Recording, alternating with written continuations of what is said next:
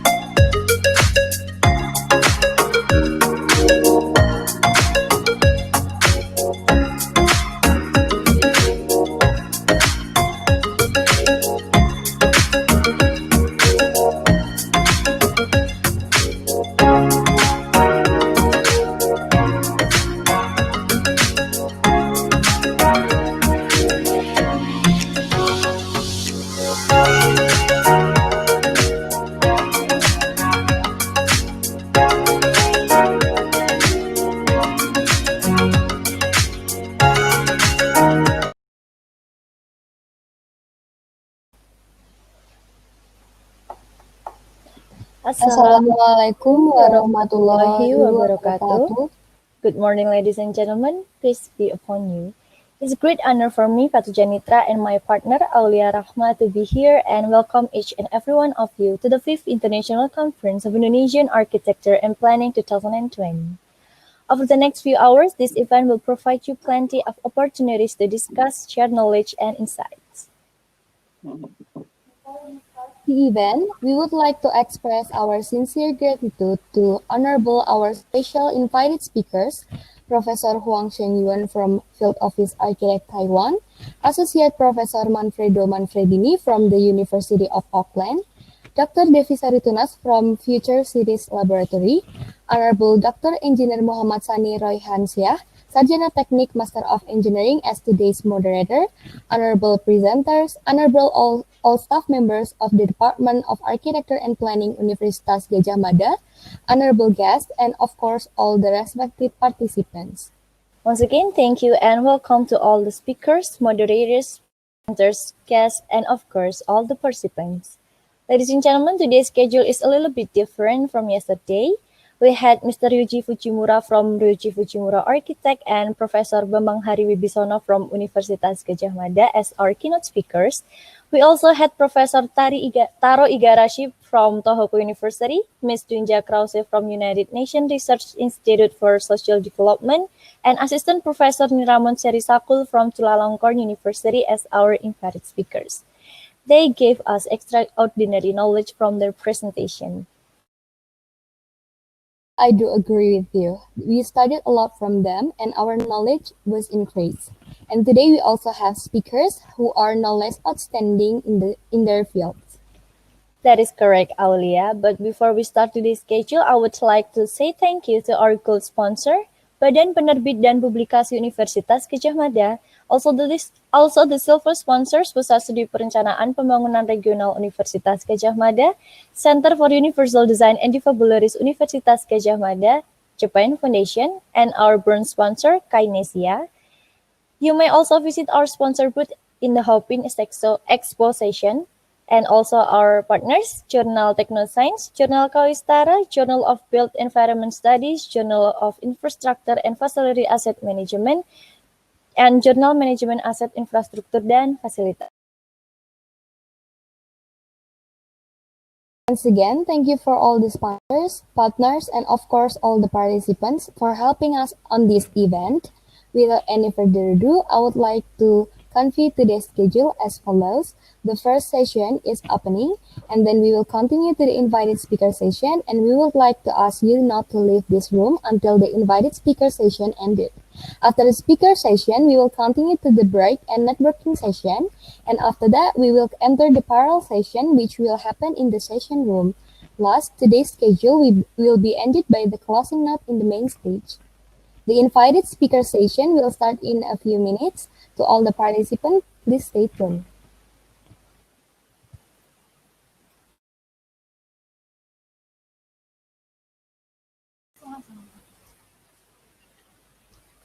Respected audiences, we are about to enter the next session. This session will be the invited speaker session. As mentioned before, we have several invited speakers as follows. Professor Huang Shenyuan from Field Office Architect Taiwan, Associate Professor Manfredo Manfredini from the University of Auckland, and Dr. Devi Saritunas from Future Cities Laboratory.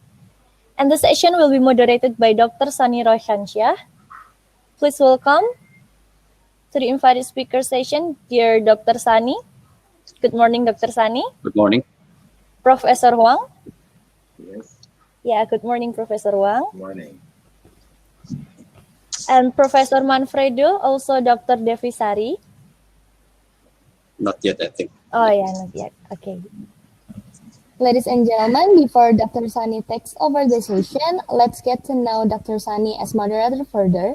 Dr. Engineer Muhammad Sani Royhansyah, Sarjana Teknik Master of Engineering, is the head of Urban and Regional Planning Program in the Department of Architecture and Planning Universitas Gadjah Mada.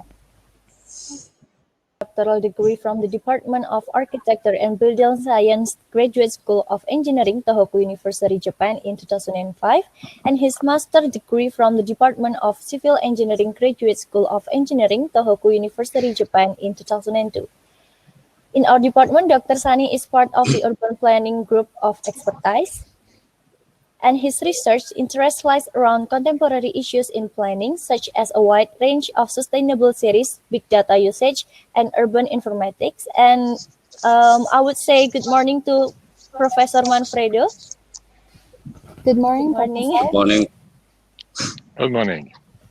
Okay, ladies and gentlemen, to start on the time, let's move along to the invited speaker session. I please Dr. Sani to take over the session. Thank you. Thank you very much for the time, Ms. Patu and Ms. Aulia. Assalamualaikum warahmatullahi wabarakatuh. Good morning, ladies and gentlemen. I'm Sani Roy Hansa, as already mentioned by the MC, our Ms. Putu and Ms. Aulia. For the next 2 hours, I will accompany 3 great speakers for our ICIAP. 1.5 hours at the beginning is for the presentation of our 3 speakers, and then the rest of half hour, hopefully that's enough, we will open the discussion. Yeah. Participant can provide question in the available chat in the right side of this hub, or in YouTube, you can also reach there. And during the speaker presentation, you can write the question, and we will give priority to the first question. So first come, first get priority answers. The sequence is as follows. So the first, Professor Huang Seng Yuan will give the speakers, and followed by Associate Professor Manfredo Manfredini, and last but not least, closed by Dr. Devisari Tunas. We will go to the first speaker, and I will read Professor Huang Sen Yuan short bio. Completely, the participant can read the CV, complete CV in the chat column. Okay, Professor Huang Sen Yuan, the founder of Field Office Architects in Taiwan, was born in 1963 and started his architecture studies at Tung Hai University and pursued his master's degree from Yale University in 1991. In his early days, Professor Huang worked in Eric Owen Moss Architects as a project associate. And before returning to Taiwan in 1993, he taught at North Carolina University. So completely, participant can see in the chat column. So Professor Huang Sen Yuan, the time is yours for 30 minutes. Okay, please. Yeah. Well, can I see the screen? Okay. Can you see me? Yeah. Yes. Okay. Yeah. Thanks for everybody and the invitation. And we are now very happily in Taiwan, and I hope sometimes you can come to visit us. And today I prepare, but I cannot see this. Oh, okay. So because we have around like 200 slides, it is possibly need to go very fast. So let me begin. Okay. So can you hear? Yeah. Yes, Yeah. huh? Yeah. Okay. Taiwan is an amazing place. The climate is mild and the landscape is always green. The democracy is not totally mature yet, but under the threat of war, people know how to consider each other and cherish the opportunity to decide on our own lives. Protected by the Snow Mountain and the Central Mountain, Yilan, where we lived, luckily has not been overdevelopment. Nanyang Plain has 460,000 people. It's an agricultural land about the same size as Taiwan's capital, Taipei. But here is rainy, independent, embracing the monsoon with the courage. Yilan's people have the tradition of being rebellious. turtle and the snake guard the sea. It's a beautiful legend here.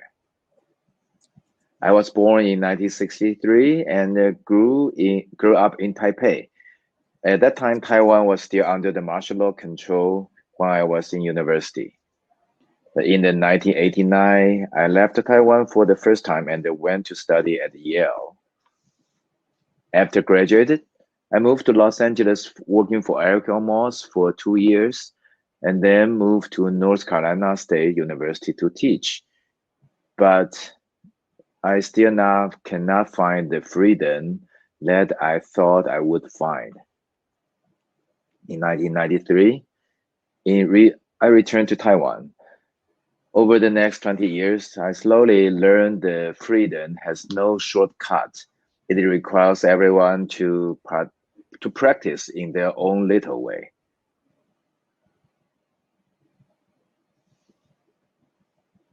In 1994, I settled in Yilan and started our practice. We live together and complete our first project, which is the basketball court. In the past 25 years, in order to do on-site design, almost all of our works is done within 30 minutes driving distance. We began by learning on a tiny construction site to fix anything around us. In the first public competition, we boldly advised the government to move their big organization to the declined riverside and to design their complex at a residential scale. In order to extend to the riverside, transportation and river code would have to be overcome first. And it was useless to complain. So we decided to solve problems in the surrounding old town first. 3 years later, the county government helped us to re-justify the urban planning so we can save the old temple that was going to be demolished before and reclaim the beauty of greenery, using the earth from the excavation of parking lot to recreate the old adobe city wall back.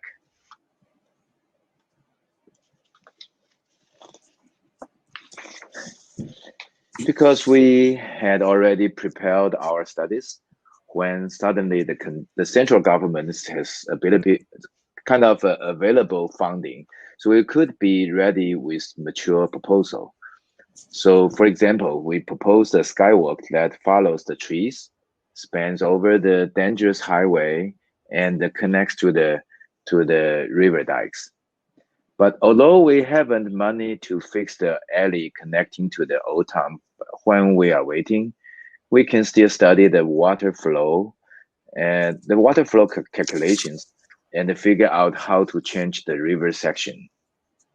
Those 3 years later, we finally turned the concrete dikes into a beautiful grass slope.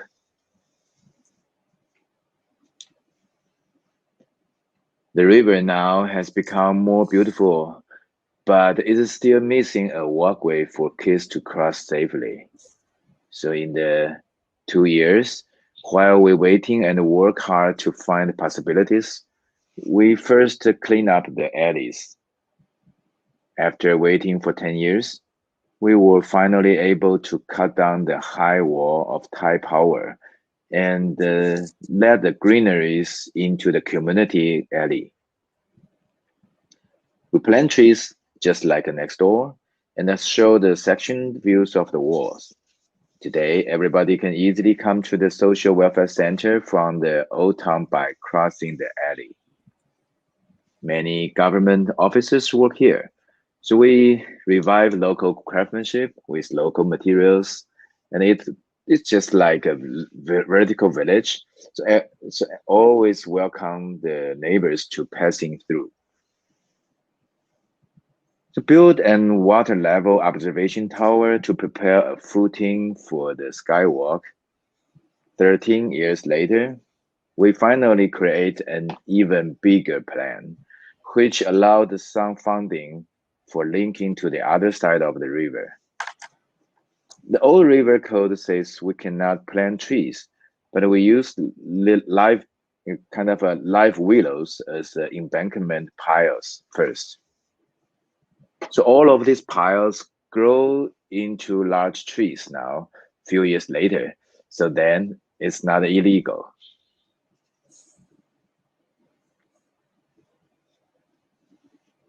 Structural elements reflect the car lights, making the bridge looking like a kind of a sway reeds.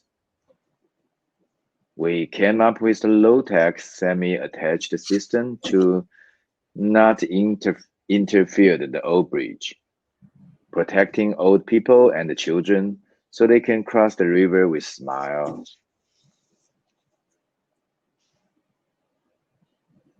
While we cross the river, we hope even more close with more understanding.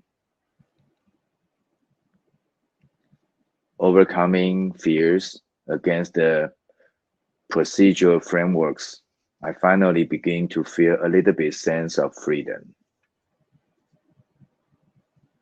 The best motivation for living happily is to solve others' problems.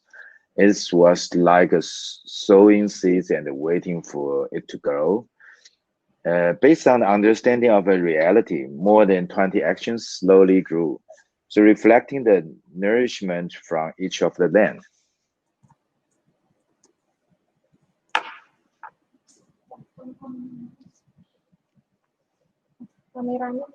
We try to overcome the problem of having no maintenance budget.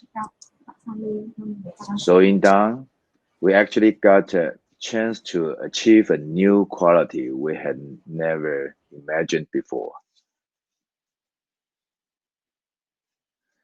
Students and the seniors are often pushed away because the business park in front of the train station. To protect this public space from being altered legally by powerful private interests, you can see the amplifier structures were intended to big enough. So so in that case, so that no any political party will demolish it at the risk of being criticized for wasting public money. The super popular artist Jimmy was invited to collaborate, which attracts lots of people to the plaza to ensure the emptiness of the public space. We also wanted to recess the park for the flood retention and save the land for living creatures.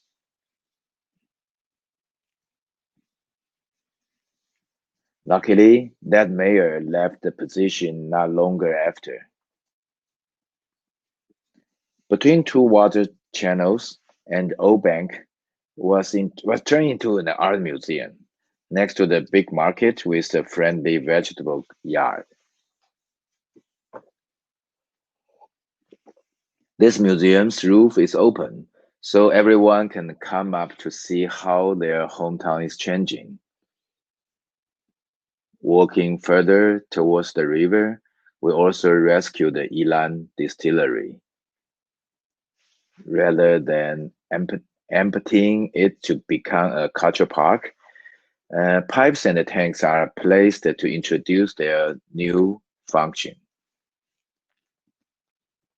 The original industry is saved, and old employees also don't lose their jobs. We cut down the wall again, and the primary school students can safely walk by the land between the half wall and the warehouse. Well, it was a tragic summer. We become devoted to learn about flood control. Water is the soul of Ilan. Opening up the irrigation channels covered by the roads, it became a homework from the primary school teacher. If we can open up the moats. Our colleagues spent over a year climbing underground and smelling the water to make sure the water quality report is true or not. Borrowing land, we shifting the waterways from roads to not impact the original traffic. So with the original water channels underground, so the rainwater capacity was increased 3 times. Elevation in the cities usually pile higher and higher, but the irrigation water passing through the city never changed their level. So, so this time to expose the original water levels, so we can expose the beauty of the old town, respecting agricultural water use rather than nostalgia. We never come up with the big idea first, but we know we had to come up with the statement to motivate the citizen and the review committee to support.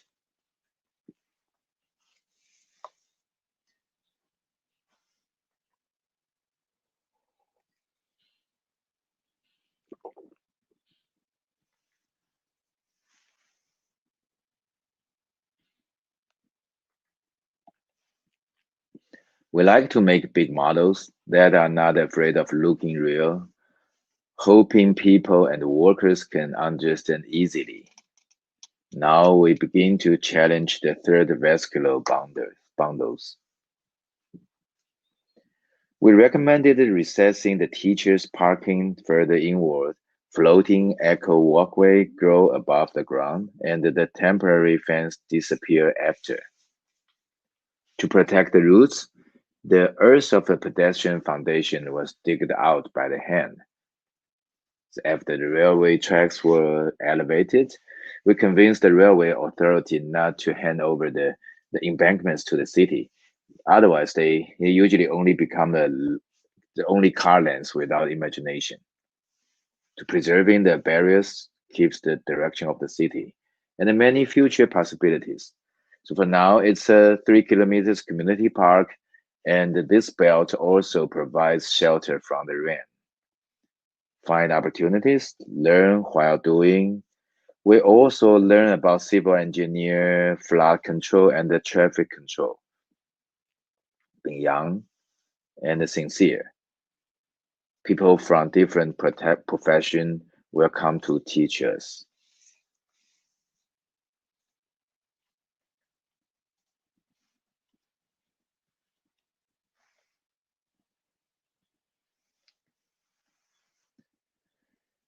Cross Lanyang Creek, we come to another town, Luodong, which is 15 minutes drive from our office.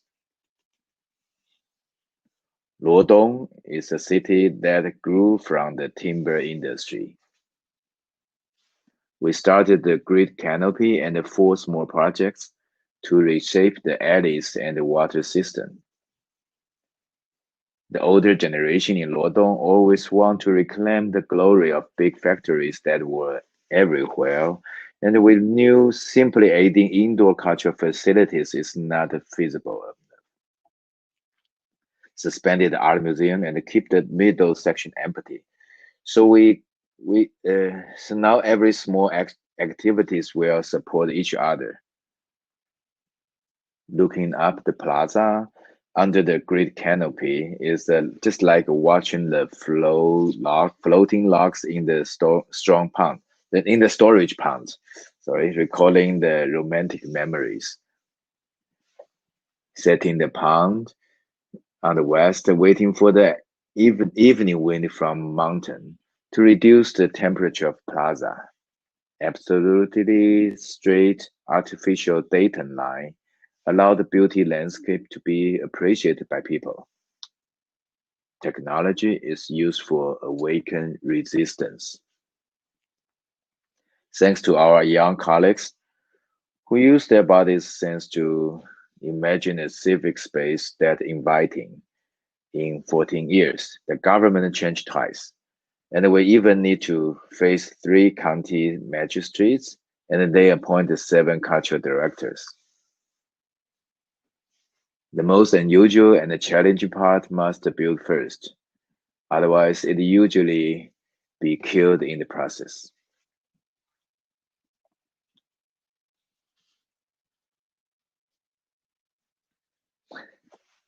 The open process must be very open and transparent, understand the demand from different generations. This is a gift for everyone to enjoy the quality of being able to stay on the roof of the city. And for continuous 8 years, invited students from Japan, Singapore, Hong Kong, and Taiwan to share their thesis design together.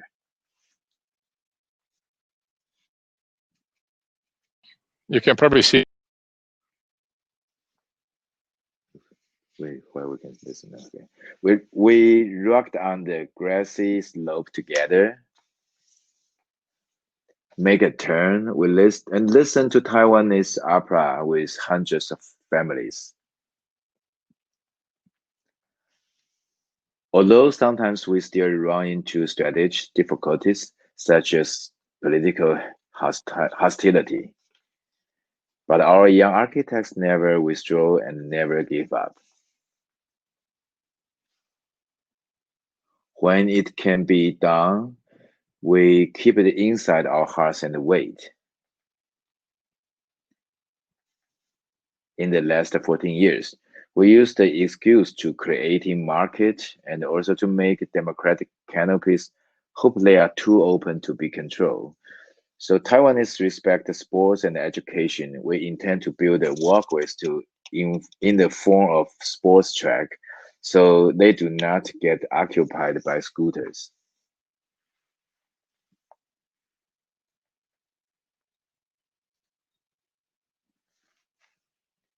People who live in the city often think we live in an efficient life. We easily forget the sign of lost balance. Ilan people are still lucky because we can still moving in and out between the urban and the rural.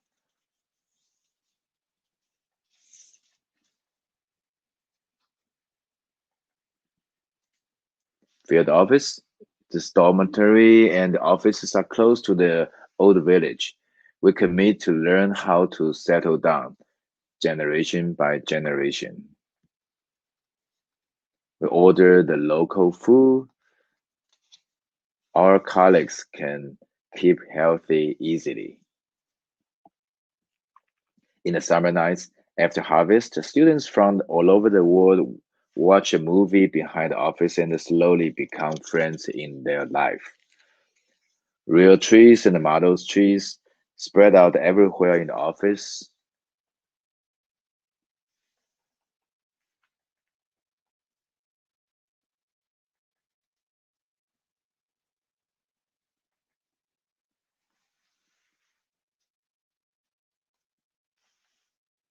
I like to explore, to feel the wild land. The different landscape reminds me the different values in life. Slowly, we began to have some projects along the river, coast, and the mountain. For example, to make the government building like a mountain and too complex to be closed.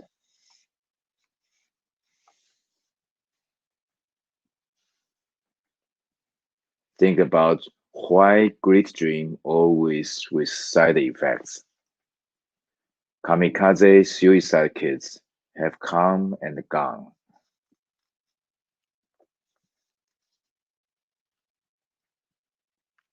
And reflect the side effect for pursuing high quality. The public toilet beside the river should be relaxing enough.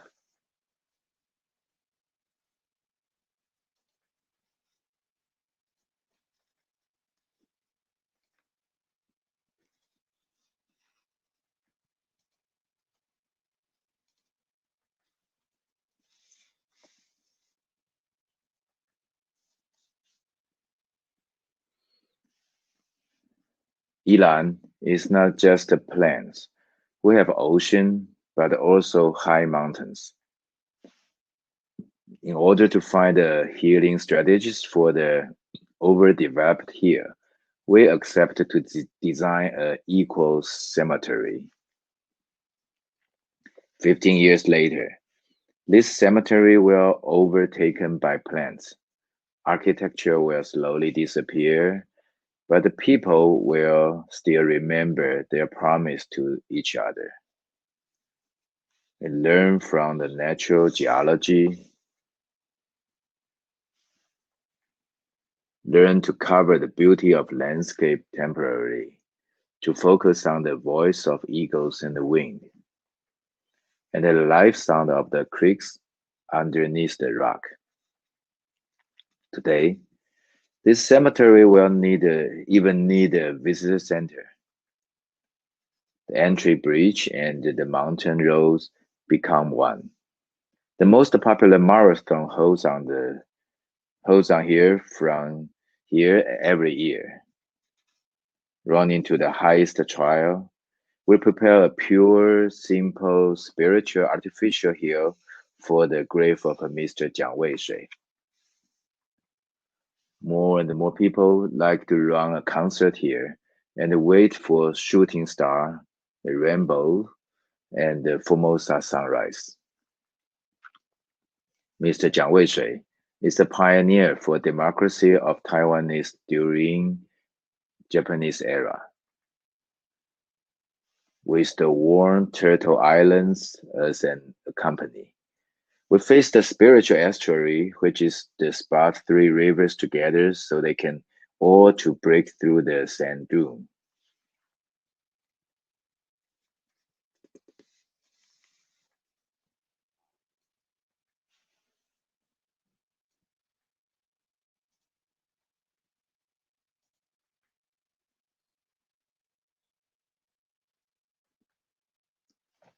多元平等是我们永远的追求。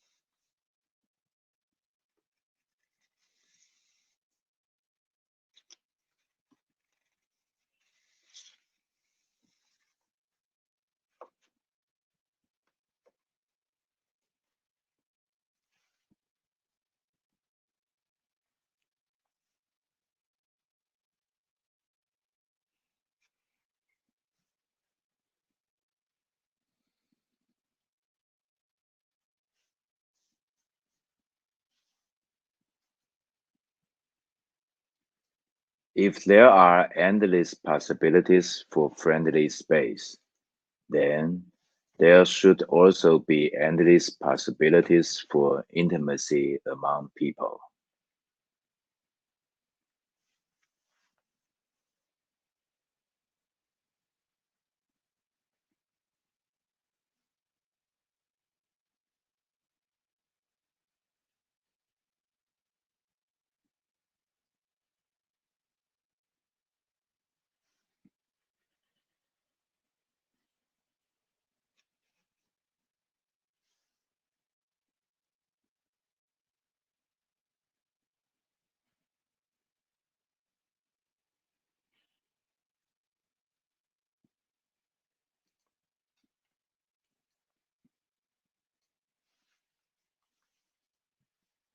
This is the most frequent questions I was asked. I would sincerely suggest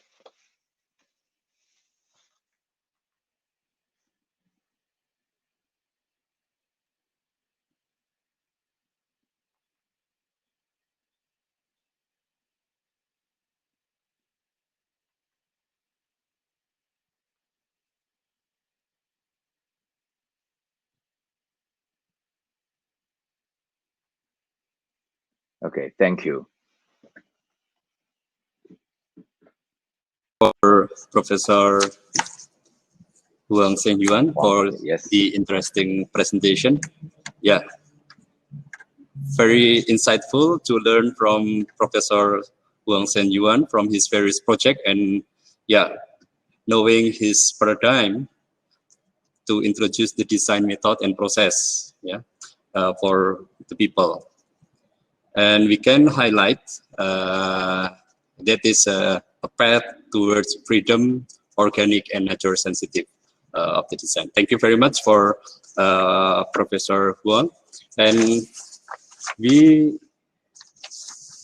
will enter the second presentation from Associate Professor Manfredo Manfredini. Good morning, Manfredo. Yeah, Professor Manfredo Manfredini is a director and associate professor at the School of Architecture and Planning of the University of Auckland, New Zealand, and honorary professor at the College of Architecture and Urban Planning, Hunan University, China. He taught design and theory courses at leading global schools, for example, Tsinghua University in Beijing, Milan Technical University, and Italy, and was invited as various keynote speaker in various conferences, international conferences, for example, China Housing Congress, and also in July in 7th Artepolis Conference in Bandung. Participants can also read complete CV from Professor Manfredo Manfredini in the chat column. Okay, Professor Manfredo Manfredini, time is yours for 30 minutes. Yeah, please.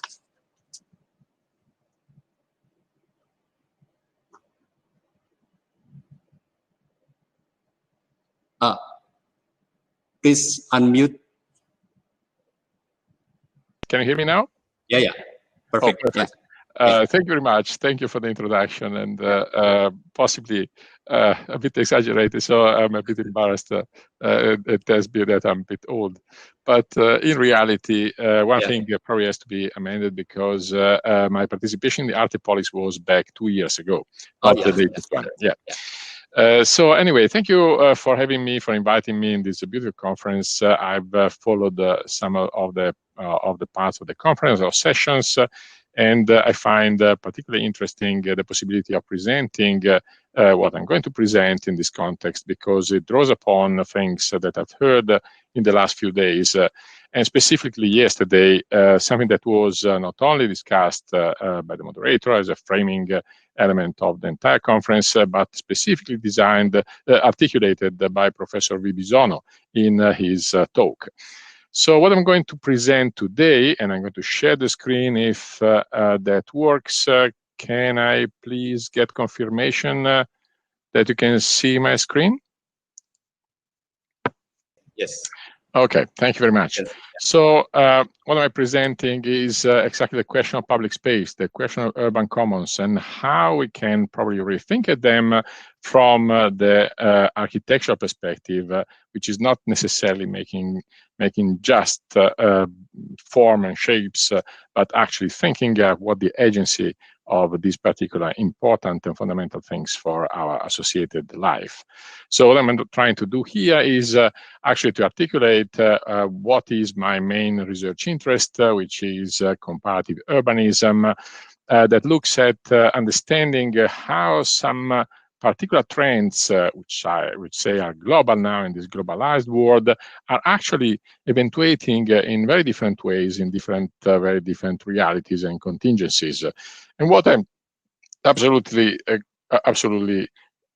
interested in this particular discussion is how can we design as architects and planners a new way of understanding what I call urban infrastructure, but infrastructure or relationality that can cope with the major global changes and the big transformation that we are experiencing.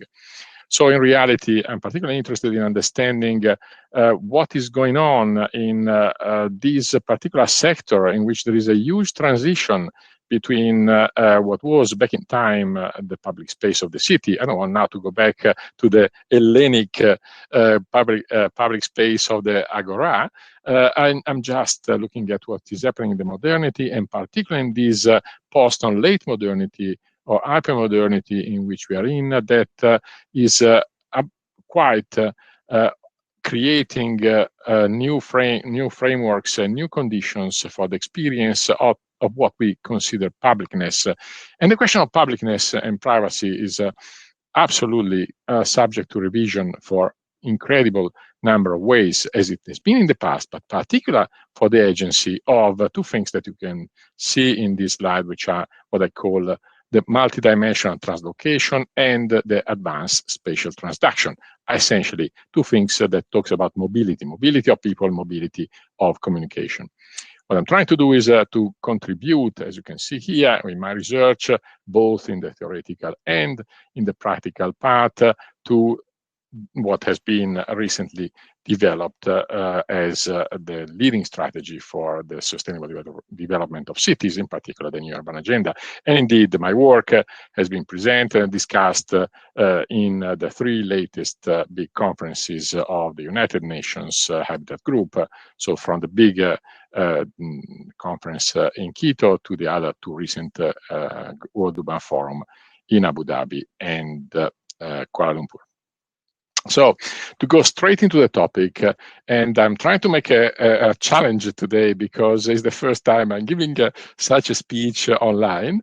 And since I know and I've experienced that online, there are major questions of delays and the difficulties in hearing and receiving all the information, I thought that the best thing to do was to put a text that I'm going to receive, to present on the screen.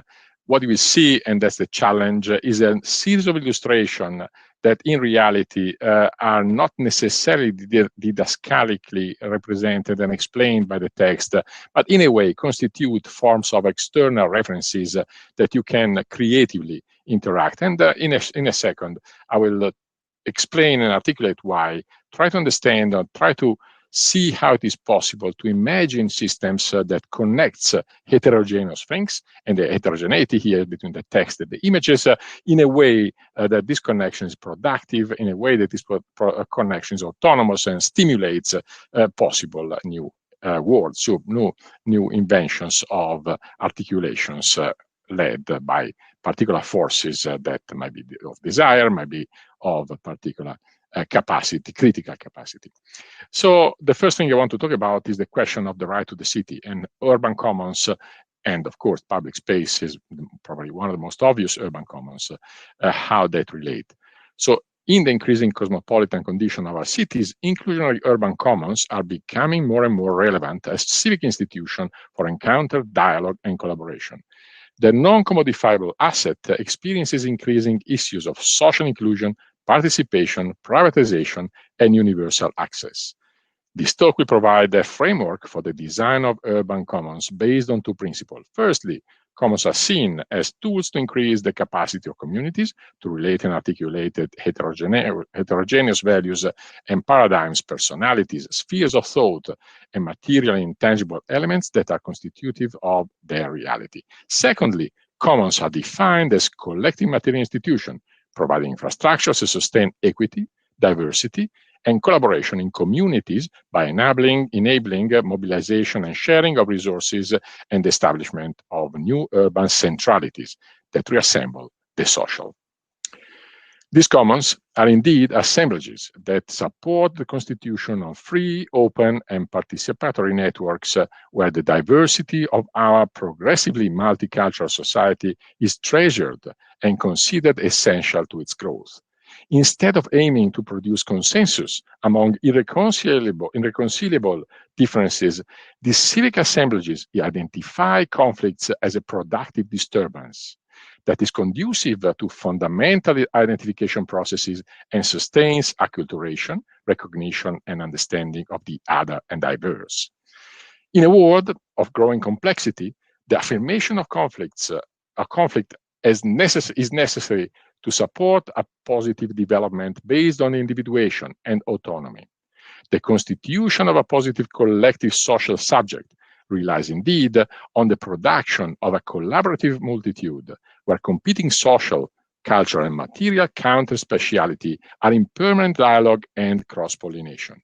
Only by reclaiming, defending, maintaining, and taking care of the coming together of strangers who work collaboratively collaboratively despite their differences can lead to a true and non-mystified form of democracy, as Tony Negri just stated. A social production based on diversity and differentiation is crucial for enabling participation and stimulating political mobilization for the appropriation of the urban space that has been alienated, privatized, and financialized by inadequate system of governance. Only such mobilization can reconciliate the multiple spheres of the multitude towards the co-creative construction of a safe, healthy, resilient, pluralistic, and democratic society founded on principles of freedom, equality, and solidarity. The formation of such a civic realm does not only include special justice, intellectual engagement, and transcultural discourse. Rather, it involves questions of ethics and morality, and importantly, economy. The ongoing shift to a post-consumerist age in which excessive production and excessive consumption are intimately merged in a novel mode that has been named prosumption by Ritzer, poses major threats to the sustainable development of our modern urban society. Modern urban because the fluency and the movement between the two is no longer trackable as it was in the past. By the way, what you see on the right-hand side of the slides is a research that exactly inspects those networks and how they are formed into this new urban reality, particularly looking at their digital environment. In reality, they are is a result of research done on Instagram data, big data. By forming context-specific organizational formats, this form of social production develops civic assemblages that enable self-forming publics to appear, represent themselves, and be represented. Such an integral social-spatial relationality promotes citizens' participation, responsibilization, and conscious decision-making. It also sustains collectivities in their everyday query for political identity and affirmation of citizenship, and liberates them from externally imposed patterns, references, and constraints. A socio-spatially embedded empowerment is fundamental to the sustainable development of the growing social mixité of local migrants and diasporic communities. Its capacity to balance power is crucial to strengthen the exercise of the fundamental ontogenetic rights of citizens to participate in the creation of their specialities in a unitary way, which means a spatial production that integrates its physical, social, and mental dimension and combines both the individual and the associated agencies. The discussion underlying this problem affecting public space and urban commons has progressively grown in the last decades and concentrated on the progressive decay of the collective agency and the increasing power of hegemonic actors. Seminal work by prominent scholars in the second half of the past century include Anna Arendt's reflection on transformation of public space into a pseudo-space of interaction, Jürgen Habermas' analysis of the effects of the decentration of collective discursive structures and the colonization of the public sphere with alienation of citizens from their political dimensions, Guy Debord's critique of the spectacular alienation that are produced by the autocratic reign of the market economy, Henry Lefebvre's elucidation of the sweeping subjugation of people through fetishistic concrete abstraction of the speciality of the everyday life, and Richard Sennett's, who was actually introducing that famous session of the Habitat 3 when the urban agenda was adopted, his documentation of the fall of a public man. Those studies have led to a wider recognition of the necessity of a new approach to the question of specialized publicness. Major studies by Sheila Ben-Habib, Nancy Fraser, and David Harvey on the contemporary crisis of the political sphere and citizenship rights address the urban condition of increased dispossession of collective power and urbanization and segmentation of publics with formation of counter-publics. Others who elaborated critical appraisal of spatial questions concerning imbalances in power relations include the scrupulous dissection of disciplinary systems of spatial control by Honey Haber, David Graham-Shane, and Michiel Daen and Lieven de Kouter, the meticulous description of the widening privatization of urban public space by Anastasia Lucato-Sideris, Edward Soja, Anna Minton, the in-depth discussion on spatial justice and loss of commonwealth generated by cooperative labor by Seta Low, Michael Hart, and Antonio Negri, the wide-ranging investigation of social-spatial fragmentation and marginalization by Stuart Hogginson and Stephen Miles, and the detailed studies on severe social exclusion with selective deprivation of public space by Mike Davis, Michael Sorkin, and Don Mitchell. Further in the discussion, the work presented in this talk aims to produce novel evidence-based insights on the current transition affecting public space and urban commons, and develop experimental applications, design applications, that use the speculative architecture method to envision possible futures. Central to my discourse are some of the major social-spatial challenges to resilience building of urban community, specifically the expansion of capability, the building of capacity, and the formation of coalition that the new technology can offer to offset the above-mentioned criticalities. Given my interest for questions situated at the intersection of architecture and urbanism, I focus on the aspects of these challenges that have direct impact on the transformation of territorialization patterns and social network and their overall place-based relationality. Hereby, I submit that contemporary urban communities must develop a diversity of pathways in order to build capacity, resilience, respond to emerging disruption, and adapt to changing conditions.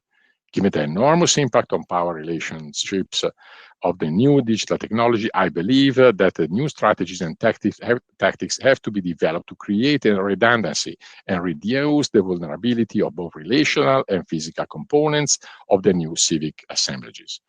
As demonstrated by my empirical research on spatial effects of digital augmented social networks, while digital technology offers great opportunity to reassemble the social, they also pose high threats to its autonomy, cohesion, and centrality of the emerging social assemblages.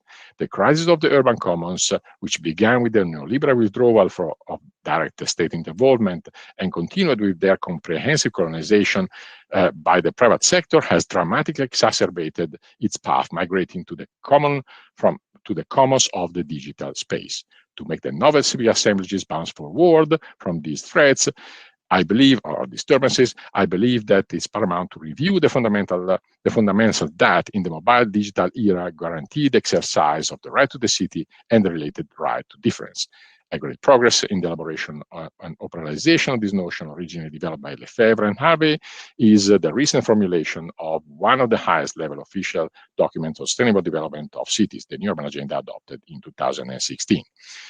To guarantee the exercise of these rights in the mobile internet era, the interpretation of the comprehensive right to freedom, to individualization, in socialization, to inhabit and to habitat and to inhabit, which are actually the description of the right to the city, to participation and appropriation, should be reframed, redefined as a right to digitally augmented collective power and commoning of the multitude. This is my proposal, of course.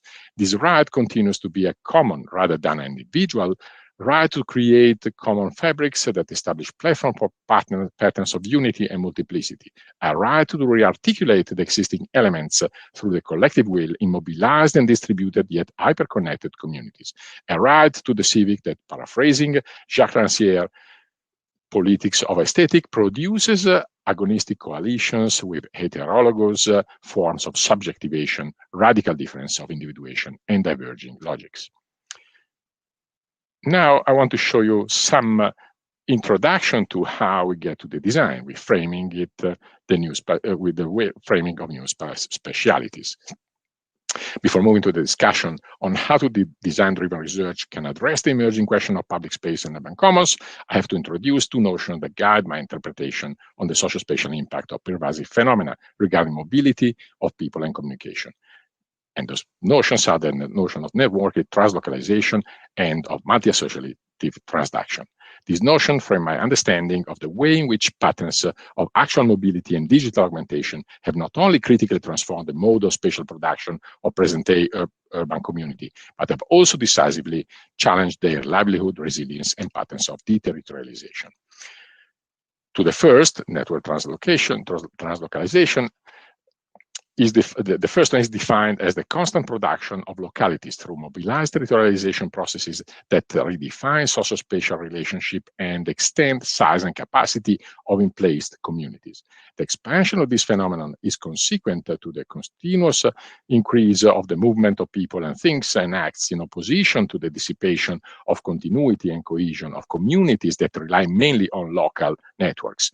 The main driver for its recent intensification of this translocalization is the diffusion of electronically mediated communication and mobile internet, which have amplified the networking capacity of the emerging translocal communities.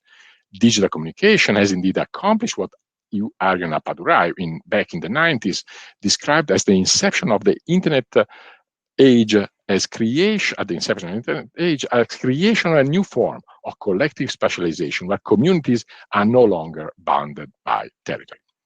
The new translocal territorial patterns have increased plasticity and developed a global local continuum that increased blended actual virtual neighborhoods by seamlessly integrating the stable and the diasporic at all spatial scales. Importantly, the spatial transformation produced by network and translocalization has been accompanied by profound changes in rhythms affecting the temporal stability and permanentness of the communities. Strong acceleration and dynamism in structure and behavior have expanded their variability. Comprehensively, the effect of translocalization produces an extremely volatile social-spatial relationality and makes the new communities more vulnerable, and their autonomous co-production of connectedness depends on externally provided infrastructure. To the other one, multi-associative transduction. Transduction is defined as a transmutative process, we're talking Simondon here, that operates by combining heterogeneous forces. These processes can be either progressive and iterative or discontinuous and irregular. It functions by diffusing an exogenous activity that restructures given domains and creates provisional unities of conditions. These unities and conditions have metastable specialities that are rich in potential, endowed with multiple and recombinant properties, boundaries, and durations. Digital augmentation has made transduction multi-associative by increasing its power to combine the potential of the real and the virtual. By introducing scalability in everyday practices, augmented mixed reality have expanded both the capability and capacity of translocal communities to efficaciously operate. Digital transduction has enabled them to gather in fully immersive and intensively evenemential instances and diffuse information on the global scale. By embodying the virtual and the remote, in particular situated instances, transduction enables the active presence of actors and things in productive, reproductive, and recreational activities independently from the spatial temporal location and belonging. The digitally enhanced transduction has high community building potential, firstly, to strengthen and expand the inclusivity and openness of the networks, and secondly, to support processes that are based on dialogue, centrality of actors, and multi-stakeholdership. And eventually we look at the design, how we design these particular commons, new commons. My recent research in intensive design on public space and urban commons at the Urban Relational Informatics Laboratory of the University of Auckland, which is the one I founded 2 years ago, has revolved around the 3 general research questions. First, how can designers and planners in the pursuit of an integral well-being, which hinges on equality, full participation, and collaboration, respond to the effects of these disrupting phenomena that redefine their roles, missions, and instruments? Second, considering the city as its public space as a crucial domain for the above challenge, does the new urban condition open possibility to subvert the fragmented structure of the city and assert urban commons as fundamental space of equality? It is true that Rancière, that's the third one, as what Rancière maintains, that equality exists only when we exert it, it is possible to use design and planning to demonstrate the existence of equality without falling in the trap of revealing inequality and effectively raising awareness as fundamental for individualization and citizenship. One of the stream of Urban Relational Informatics Laboratory looked at responding to these questions by developing specialities for differentiation, pluralism, and commoning through architectural design propositions that activate the combined potential of utopia and desire. The project of the stream had developed architectural proposition for urban assemblages that operationalize the Deleuzian theory of assemblage. According to this, the assemblages form heterogeneous concatenation of material elements, agents of change, and system of relations that radically restructure the order of things. These assemblages are a series of in-place narratives of possible future composed by relational machine, concrete infrastructure, and spatial narratives. To the first one, relational machine, the relational machines are relational systems for radical democracy, or designed as that, conceived like that. They affirm the city as space of difference, where the unnegotiable status of equality requires strong commoning and unremitting agonistic pluralism. As space of appearance of the collective, the public space is the main agonistic arena of the city, where equality is manifested, acknowledged, and developed through multiple relations of exchange, confrontation, and political action that guarantee the collective ownership of these very space. Inclusive commons are the core places of these machines, as the agency sustains collective participation, shared understanding, couplings of ideas, tenets, and personalities, and enable co-creativity in transcultural processes that implement the capacities that are denied in conditions of overdetermination and homogenization. Contrasting the power of hegemonic actor, these machines sustain the collective appropriation and repossession of the spatial conception, practices, and action that contribute to the production of the city. Digital augmented network translocalization made it possible to accomplish what Deleuze envisioned as nomadic sets of relations, which establishes a truly unlimited qualitative transformation and expansion of the pluralistic differential assemblages.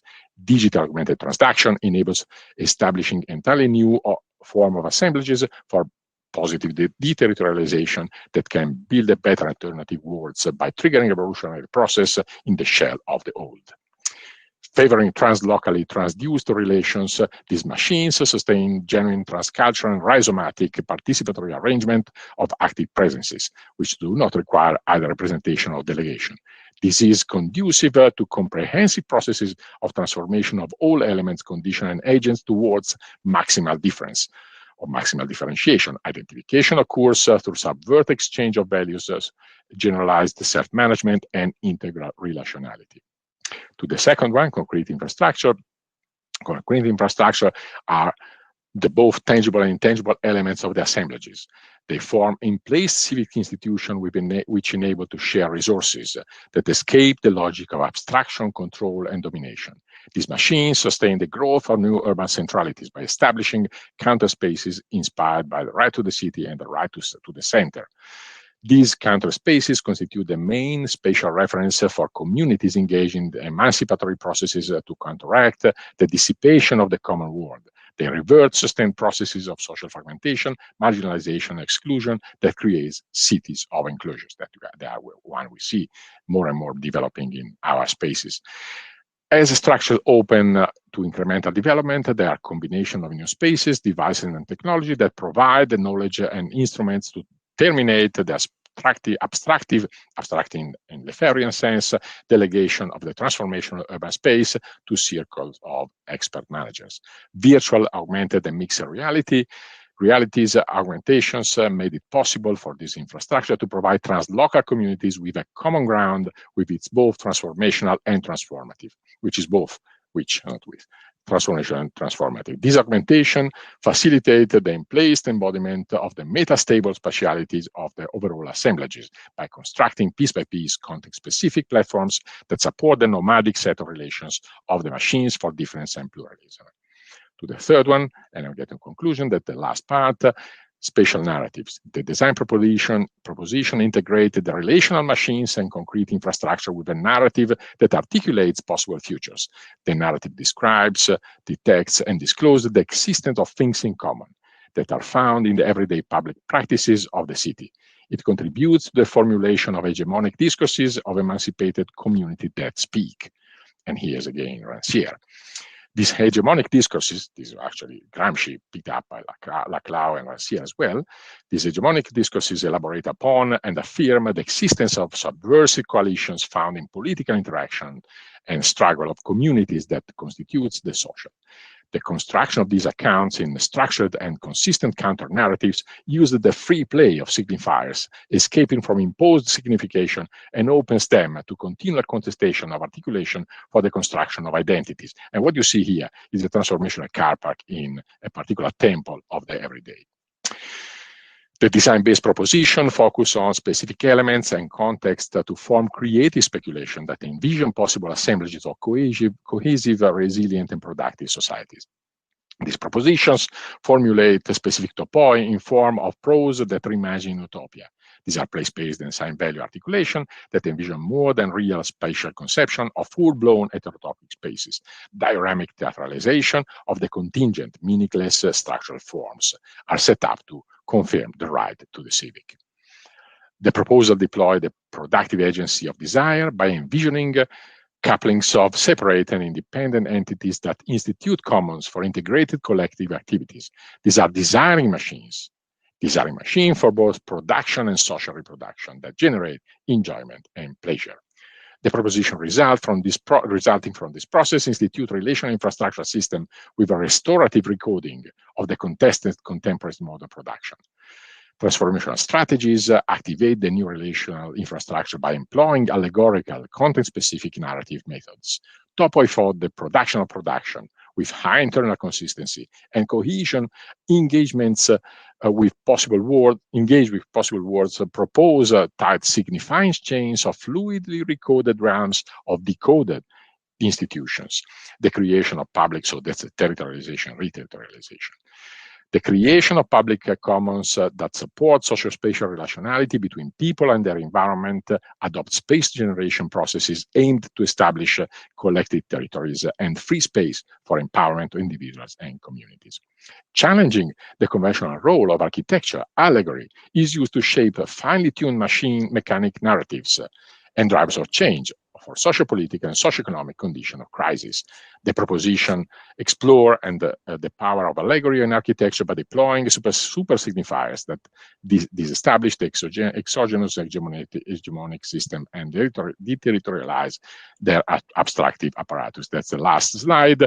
The strategies and tactics of appropriation which support autonomy and self-determination in the specific instances are subject to multiple superimposition, the deterritorialization and reterritorialization processes.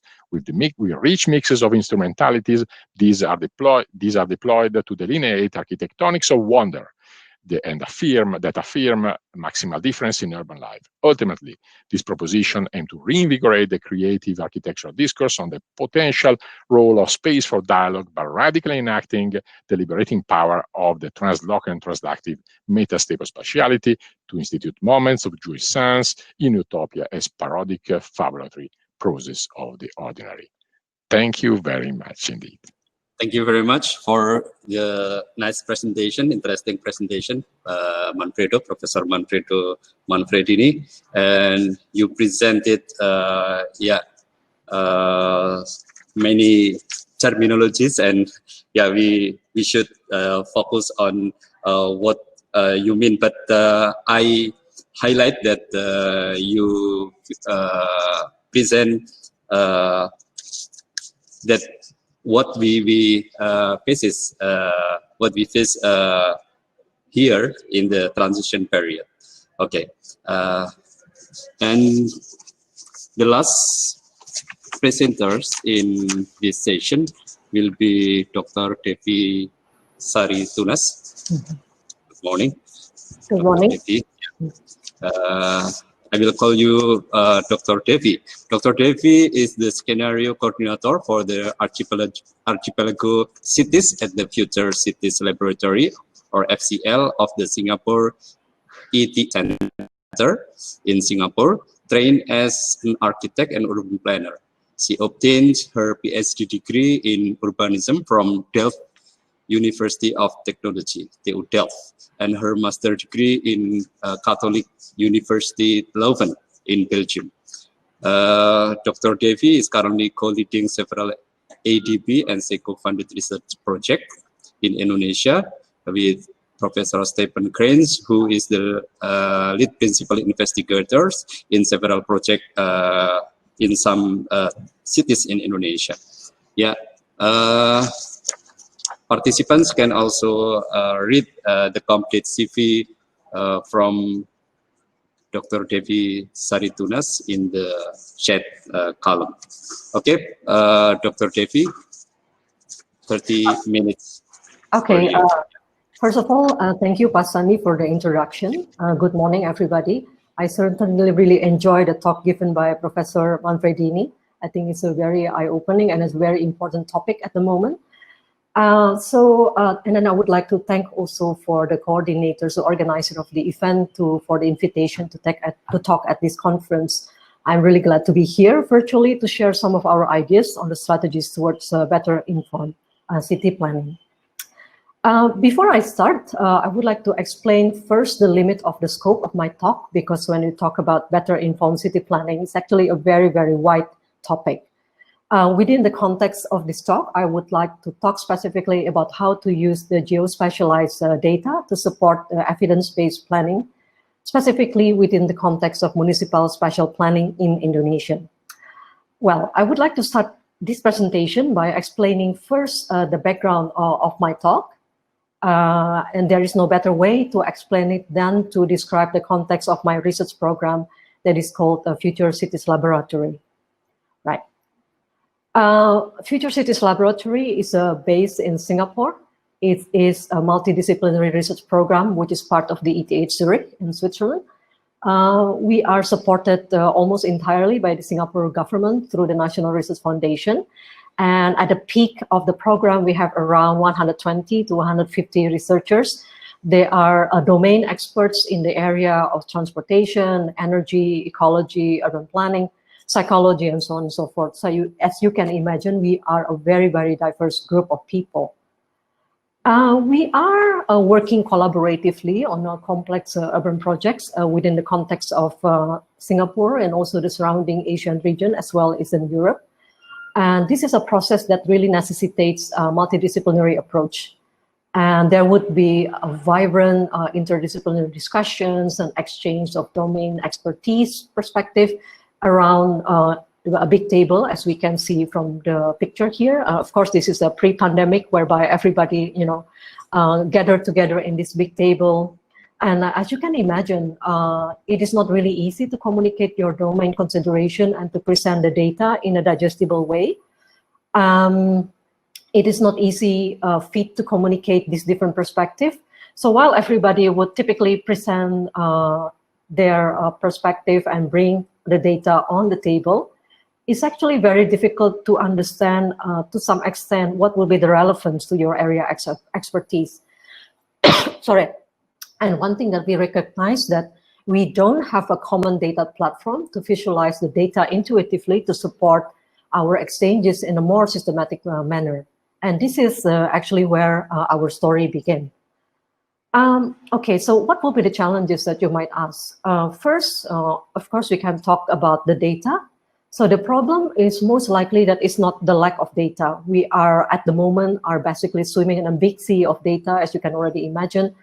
That is often overwhelming to digest and to make sense of. And then we have data from different sources. We have satellite data, thematic spatial data that is geolocalized, which include land cover, disaster, all the way until infrastructure and facilities.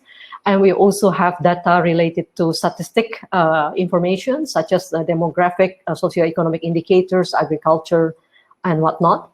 And in terms of scale, we have data that comes in the national level, province level, all the way until the community level. And in terms of format, it's also not less diverse because we have image data, geospatial, statistic, numeric, and so on. And we have also seen the recent trends. There are data that are collected, so-called the big data from social media, sensors, CCTV, and also smartphones.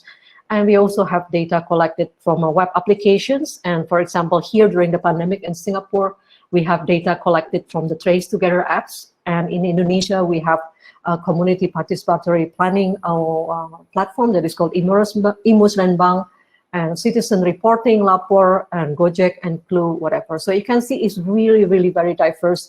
And then to really make sense and to understand what is the relevance of this to the process of planning is actually not very easy. So that is a problem about the data. And then, okay, so that brought us to the problem that there is a gap between the available data and the process of the planning decision-making itself, and eventually also to the policy translations, which is supposed to be bridged by using all this consideration, right?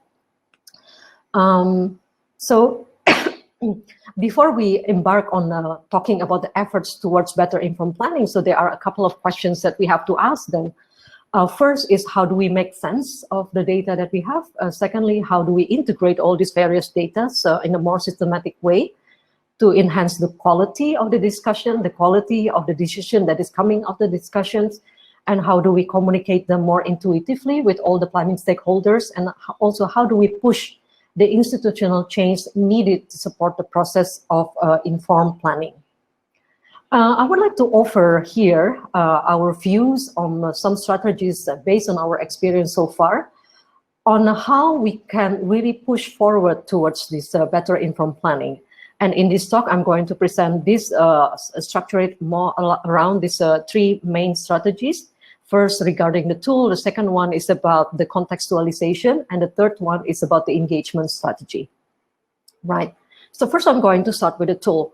So now we talk about the data. And then, of course, then we understand that there is a need for a common data platform, as I indicate before, that can be intuitively understood by all the planning stakeholders. So within the context of our research organization, the FCL, we have developed a data platform planning support tool that is called Earthscape. And it is an open source software. You can use it for free. And this tool is developed by one of our colleagues within the Urban Rural Systems research module. Now, I have to say that there are many other tools and methods that you could employ to do informed planning. For us in FCL, we have developed this in-house, and this is what is our method. So Earthscape basically works by consolidating various data sets that it comes from different domains and formats. And we do it by overlaying and cross-analyzing this data to answer specific planning and policy questions. So what are these specific planning questions and policy questions? I'm going to illustrate later in my talk. Okay, the second one, while this tool, I'm still in the first one. While this tool was developed within the context of our own work, its potential was recognized by organizations such as the Asian Development Bank and also the Swiss government, which they have been generously supported us to pilot and to implement these tools in Indonesia. And with their support, we have tested the tool in 4 cities in Indonesia, Bandung, Makassar, Palembang, and Semarang, as you can see from the map, if you can identify them, with a general aim to enhance the local capacity in evidence-based planning. And all these different cities that really represent different types of spatial environment qualities and demographic structure, and also different problems, urban problems. So one thing that we have to put in mind when we talk about evidence-based planning, so we are not only talking about the tool or the software. So to be able to make this work, it is not only a matter of installing and training the people. The software itself is only a tiny part of the mission, so of the approach. What we have to do is we have to really reform the whole planning mechanism where it's relevant, from the data collections to the decision making, and also to the policy translation itself. Because without all this, and then you can have really the flashiest tool and the most avant-garde, but then the thing, if it doesn't work on the local context, then that's actually the end of your effort, right? So we talk about the need to reform the possible planning mechanism that can accommodate the process of evidence-based planning. This leads me to the second strategy that I would like to talk about, which is first that we need to identify what would be the local context, right? So I have a picture here, and this is when we went to the city of Makassar. So the good people of the municipal city of Makassar, they were all around the table. They are representing different types of agencies, a department, while in Indonesia we call the dinas-dinas. First, to identify the local context, we have to ask first, so what are their planning challenges and goals? That's one. And the second one, what is that? What is it that hindered them from implementing evidence planning?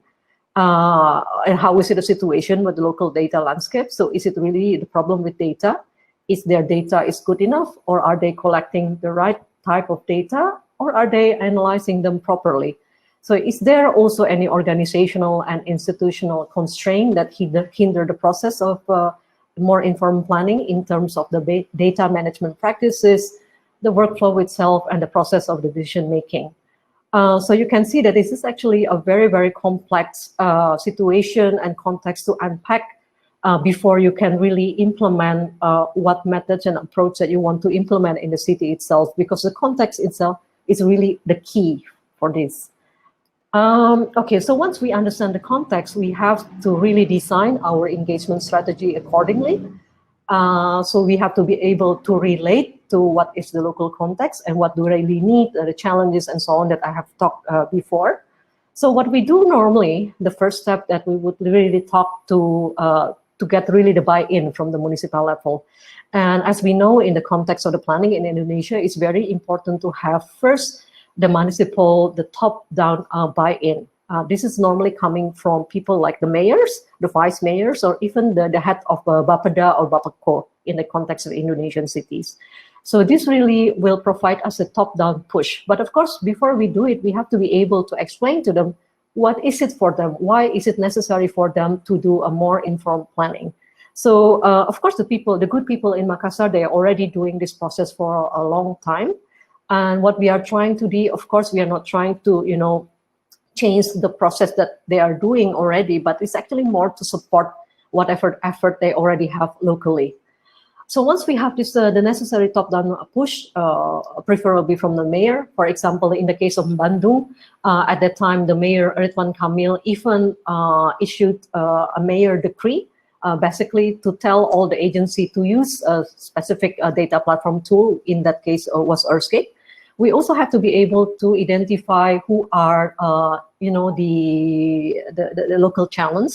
The local champions. So these champions can be the mayor, can be also some head of agencies or the departments, or even some staff from the Infocom or spatial agency who are able to really push it through and really socialize it among their colleagues. And this is, we find it's a very, very important key person that make things work. So I think the process of engagement itself, of course, is a lot of process of communication and socialization, and you also have to get really the key person that you can work together with. So the second one that is very important is that we have to also design the process of customization and socializations. What is important is to make this tool really theirs. So it's not our tool, but it's their tool. So it has to fulfill their certain needs, so they could own it, so they really understand what is the necessity of having that. And this we can do it by the process of co-creation. So it means that the tools needs to be customized. And also we can develop certain kind of functionalities that is really relevant for them. For example, in the case of Bandung, the former mayor Ridwan Kamil at that time asked us whether we can also include a tool that relates to budgeting plan. So that's what we developed for them.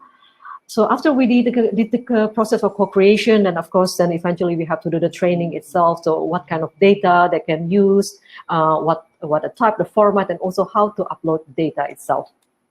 So as I said before, it's really important to get the right regulation to make this process works.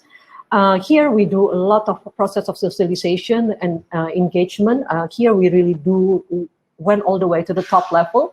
We went to Jakarta, we talked to the National Ministry of Spatial Planning that is accommodated by the Asian Development Bank. And this is really important to get this top-down nudge or the buy-in really from really the national level, because eventually they are the one who are making the main regulation for planning in Indonesia. Of course, this process is quite long, it's very time-consuming. It has a lot of negotiations to be done. There are many different actors, but I really find it is very exciting for us, because this way we can also understand what are the local demands, what they are really their local priorities. And this is really important to trigger the institutional changes needed through this persistent kind of a communication and negotiations.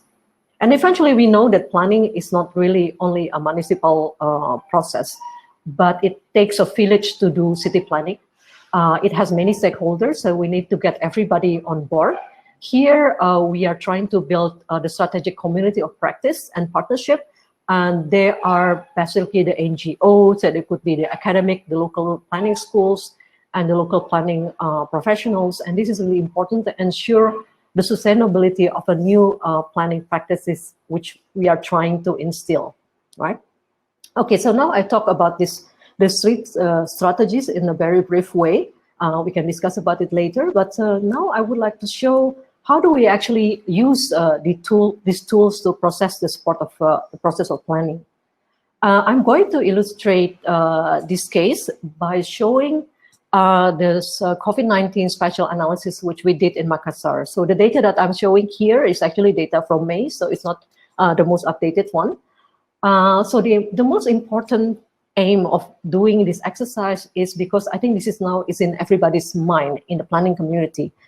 The big question is, how might we better plan our cities in the future with regards to the pandemics? Because now we have COVID-19, and knock on wood, I hope there won't be any other pandemic, but most likely there could be another pandemic. So in this sense, the whole situation really gives us a lot of learning and to really understand in which way we can really improve the city planning with regards to the pandemic control and management. In the case of Makassar, we are using a different type of data sets that is provided by the municipal of Makassar. We are doing the cross-analysis of multi-sectoral thematic data that is geospatialized, and also socio-economic indicators, and then of course also the pandemic data that are collected by the health department in Makassar. So the main aim of this exercise is first to identify the pandemic spatial pattern. The second one is to identify the potential vulnerable areas and communities. The third one is to identify the high-risk areas that need to be monitored and controlled more closely during the pandemic. So I'm going to show here, this is how our platform looked like. So on the left-hand side, we have the data layer, the data panel. At the moment, this data is in Indonesian language because we need to customize it. As you can see, there are a couple of COVID-19 data that we already uploaded, and we also have a number of basic thematic data from the city, such as the water provision and so on and so forth. So I'm going to play this video, and then we can just watch. And this is a 1-minute video. So this is very, very short. So I'm trying to narrate while the video is playing. All right. Okay. Let me click play somewhere here. Okay. First, I'm going to turn on the density data, which is this red one. The brightest red indicates the area with the highest density population. Of course, you can toggle it. So by dragging the tools to the right and also put specific numbers, we can see the area that is the most dense. And then I put here the COVID-19 data. So the demarcated area just now show the area that is highest density with the highest incidence of COVID. And now I'm going to do it based on the location of slum, put the positive cases, and we can see that what are the area of slums that is more vulnerable to COVID. And here you can see that I'm also adding the provision of water. So you can see that what are the area of the city, which is slum, that have the highest density, that has the high incidence of COVID-19. And of course, there are many different ways to show this analysis. I just showed you only 3. But we can talk about it later. I can demonstrate it later if you come to me late, after the presentation. But maybe I just go directly now to the to the conclusions. So, for example, here from the demarcated data from the 2nd of May, and you can see how it changed in the 9th of May. This is the area that has the highest density with the high positive cases. So this really leads to the planning questions of how to manage this kind of density and how we can provide better health infrastructure in the future in this particular area that is quite high risk, right? So the second one is the progression of hotspot area that has all these 3 data layers or overlapping these data layers based on COVID-19 data, population density, and the water provisions. Because all this demarcated area actually indicate where to provide better water infrastructure, because this is really related to sanitation, which is a very important aspect in pandemic management. And the third one, I'm showing here an overlap area between highest population density and also the area within the 15-minute walking distance and the COVID-19 hotspot. So you can see that the COVID-19 hotspot is actually clustered around this public transport hub. This in itself, it represents the vulnerable area due to high human traffic interaction. at the transport hub itself, and also around at the commercial facilities around these hubs. So then this leads to the question is how might the government can do a crowd control better in the future, right?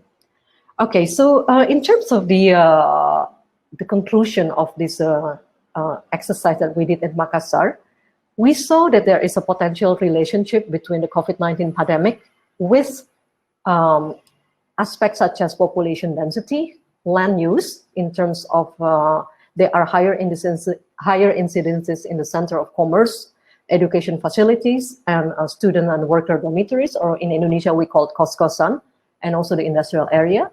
There is also higher incidence around the main transport hub and also the city main arteries, and also in the areas that has poor water provision. So this is a question of sanitation. And also in the area that has a low income level and slum. Why, you might ask, is basically because people in the kampung who live in the slums, they really don't have the luxury to stay home during the pandemic. So they really have to get out to do work, and this really increased their chance of getting infected.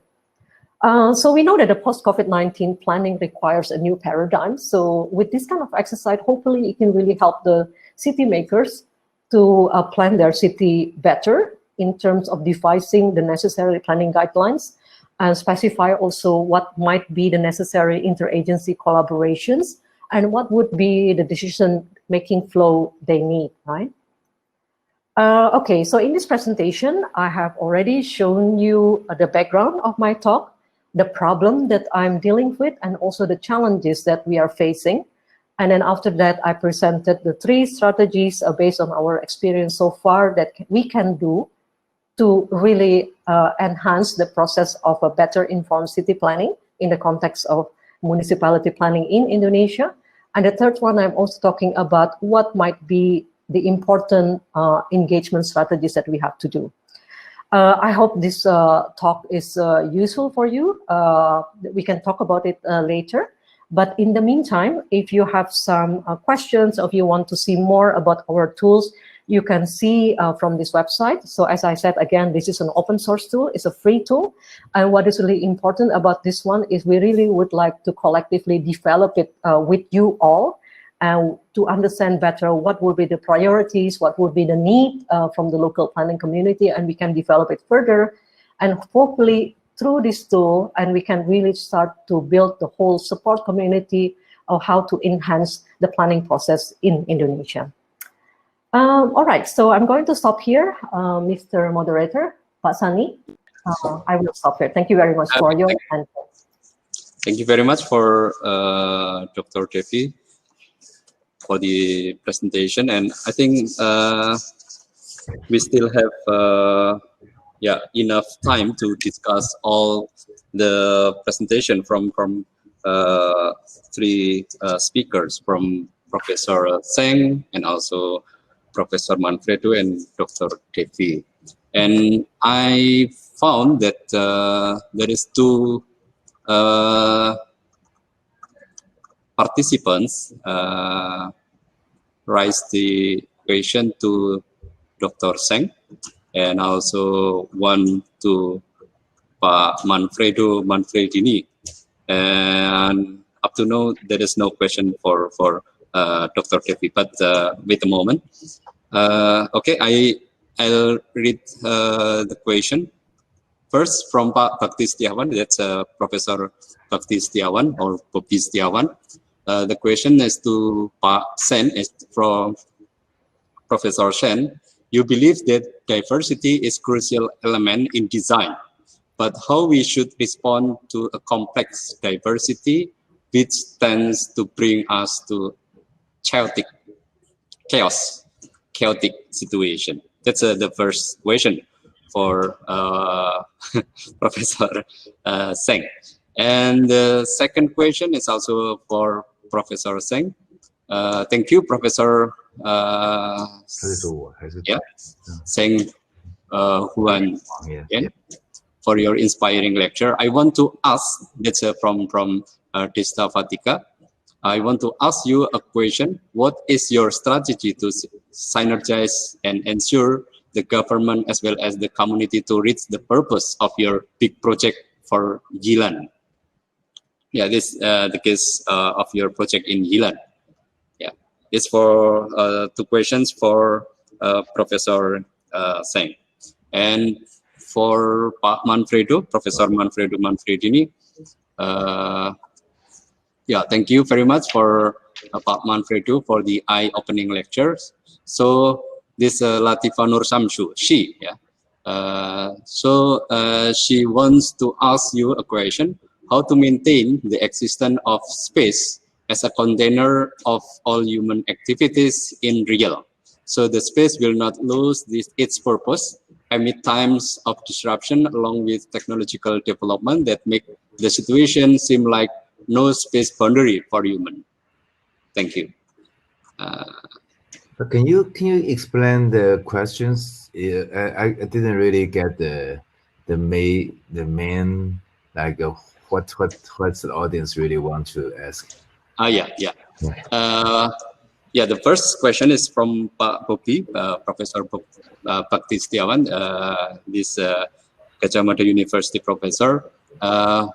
We should respond a complex diversity, as you also explained several challenges in your design, but you also find the complex diversity also make your design very unique, which tends to bring us a chaotic situation. What is your strategy, for example, to face this complexity?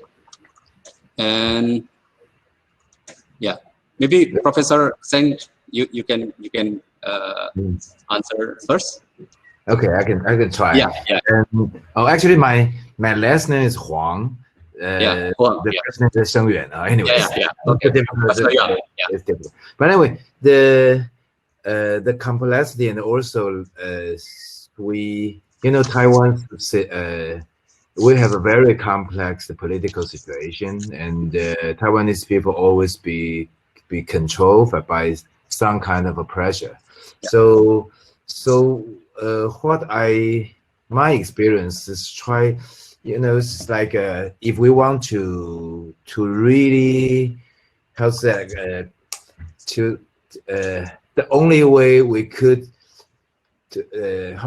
we need to find that something that people also feel important, or so the only way, my experience is try to live in a free way. It means like try to get rid of all of the framework, the ideology of to be a professional people. So what we want to be free is we need to live in a real condition, and to understand what's the real in our heart.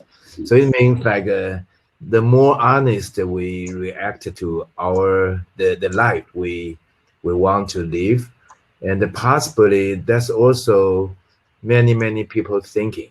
So it means like it's kind of not really have a big idea to convince other people. It's more like we kind of looking for the really, what we concern. So by go through a real life, and the proposal of the project could be more fundamentally real. So do you understand? That's a bit difficult.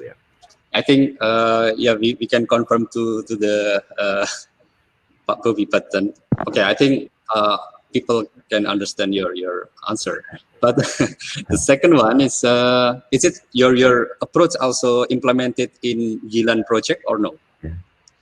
Yes, it still have. Okay.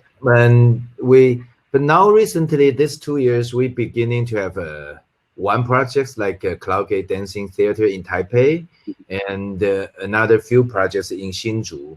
Yes. The reason is for like we need to have some new condition to leave a chance for the young people to back to their hometown to try. they're more relatively independent, not too much influenced by me. So that's this, but that, like everybody have a chance to go back home. So that's few of the project beginning to have other city, but basically more of our project is still in Ilan. Okay, yeah, we jump to Professor Manfredo. There are two questions now. Yeah, first one, I think I also already read for you, but yeah, how to maintain the existence of a space as a container of all human activities. That's the first one. And the second one is from Nina Husna, Miss Nina Husna.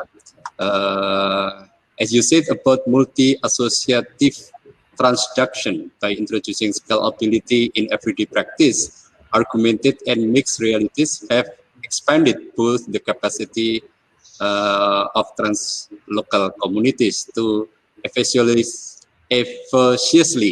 operate. How do you think this influence effect of the daily life of urban residents? That's I think two questions, but you can answer together. Yeah. Oh, thank you for the questions. They allow me to elaborate on what I put in this speedy presentation, which is a conflation of probably too many different thoughts, ideas, and because I understand that this conference is both for architects and urbanists, I wanted to show probably my, how can I say, binary thinking. And I guess that these questions, both of them, actually highlight one particular question that is core and central to our understanding. I'm not very familiar, I have to say, with the Indonesian context. I've been in Indonesia only a few times, but I know something which probably is quite interesting that might have the possibility of even moving towards an answer of to these questions. Well, this idea of the container for human activities. So I was lucky to supervise a thesis, a PhD thesis of a student from Surabaya, who made research exactly on these containers, or in other words, on the major containers that nowadays are becoming the center of our daily public life. What are these? Well, they are the shopping malls. Tunjungan Plaza is probably the best example in Surabaya.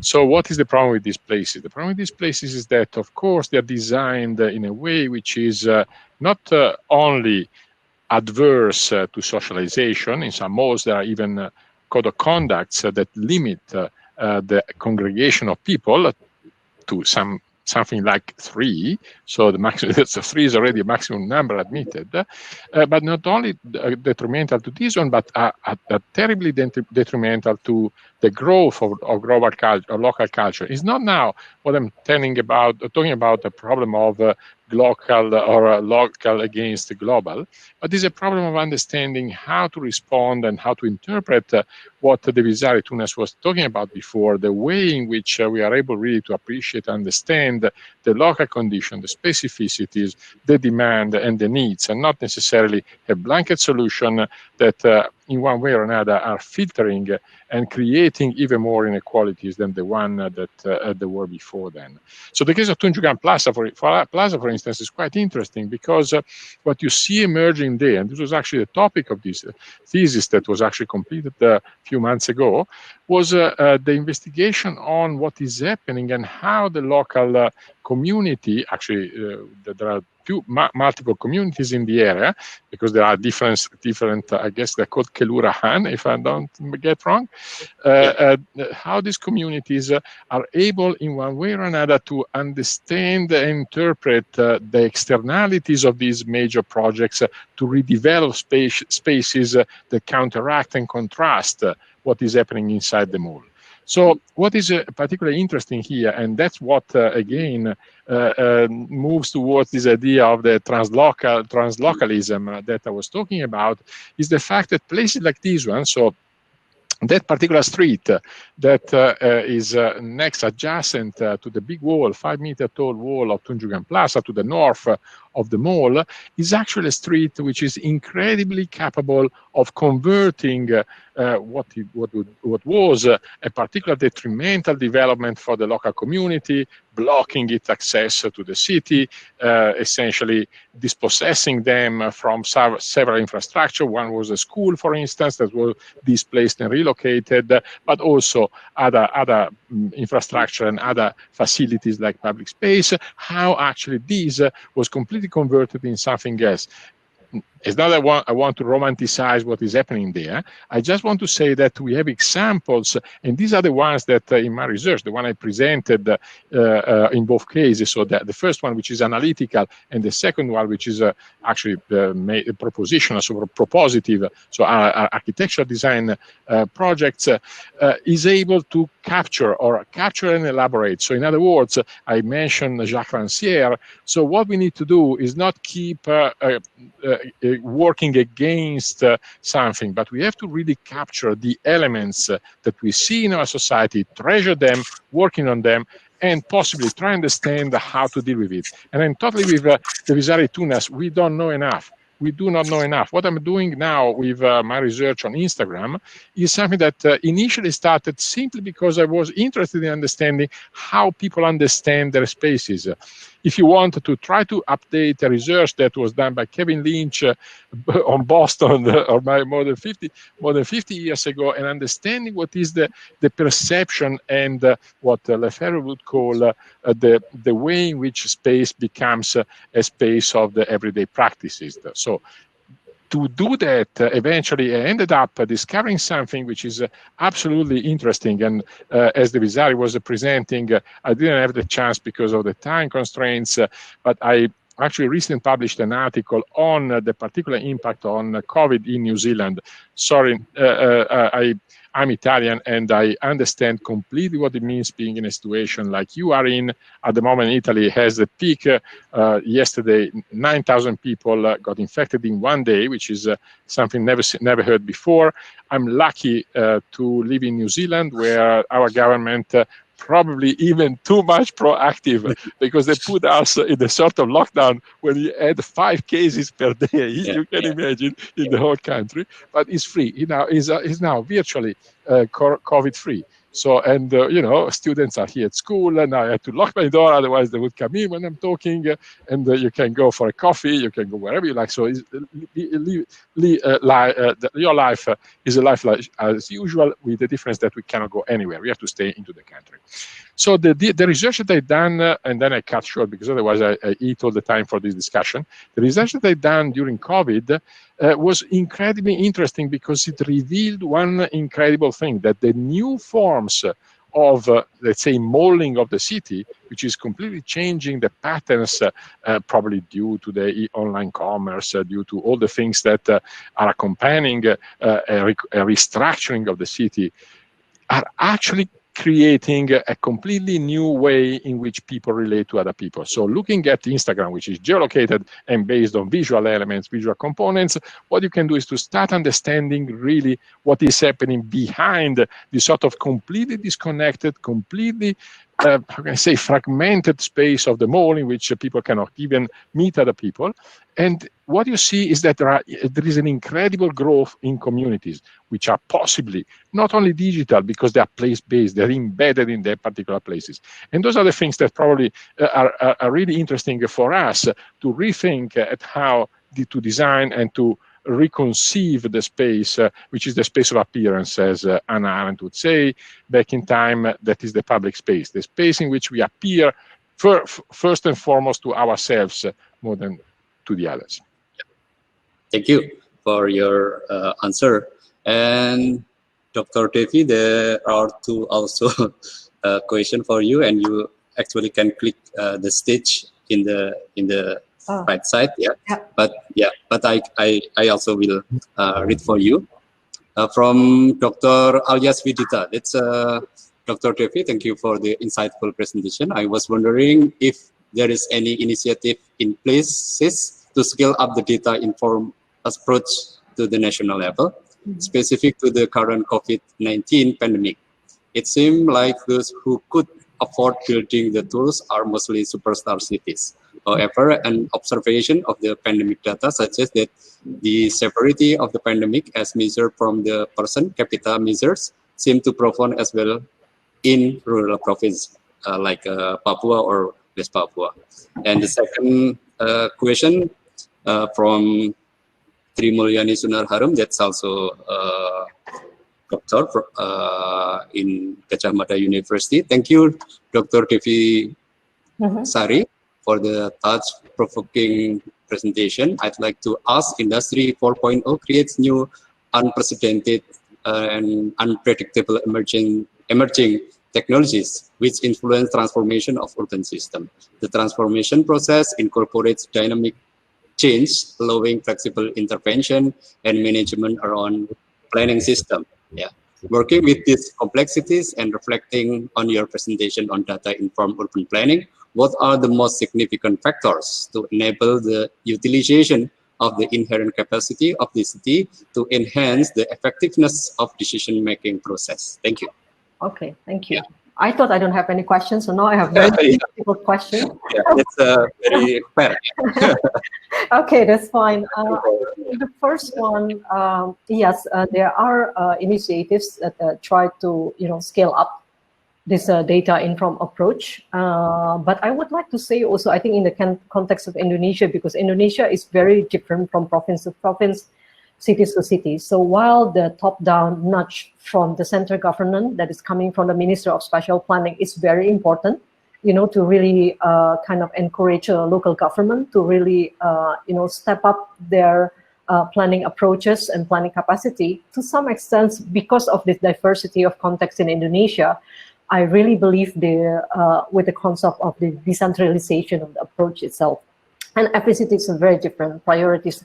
And also in terms, when we are talking about better informed planning, so we are really talking about the data landscape, the quality of the data that they have, how they analyze it, how they manage it. So every cities are different. So as Professor Manfredini said, there is really no way a blanket approach that we could really implement to all these cities.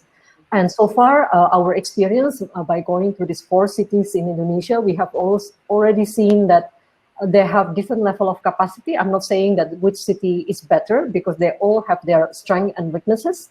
For example, Makassar is very good in terms of data quality, and also they have really good leadership, as indicated by the leader from the Bapeda and their team. They are so much into GIS, and that really helps with the whole mission. But some cities are actually probably less reluctant to embark on this kind of mission. So, and that really illustrate that we would have a different approach how to do this. And then I think this person also asked about then what would happen with in the east of Indonesia, which have poor data infrastructure, and how do you deal with them? And I think there is always a way to start. It's never too early or too late to start this. As we know that there is a presidential decree on the national level that really nudge all people all province and cities has to improve their data quality. So I think we can really step up on that. And the problem is that the implementation is rather patchy, is because sometimes these cities on the local level, they haven't really understand it. What is it for them? Why is it important for them to really have a better data?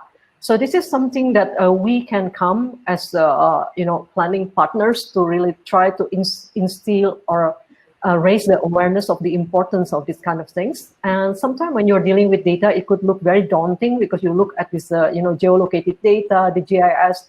Well, probably our fellows in Papua, they are not really savvy with this kind of things.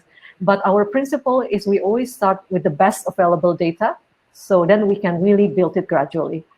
I think that would be my answer for the first question. And the second question, if I might continue, what was it? Oh, it's really thinking about how we can actually... decision-making process. Yeah, decision-making process. I think in terms of this, there are many different aspects. So first, the data itself is very important to have all that.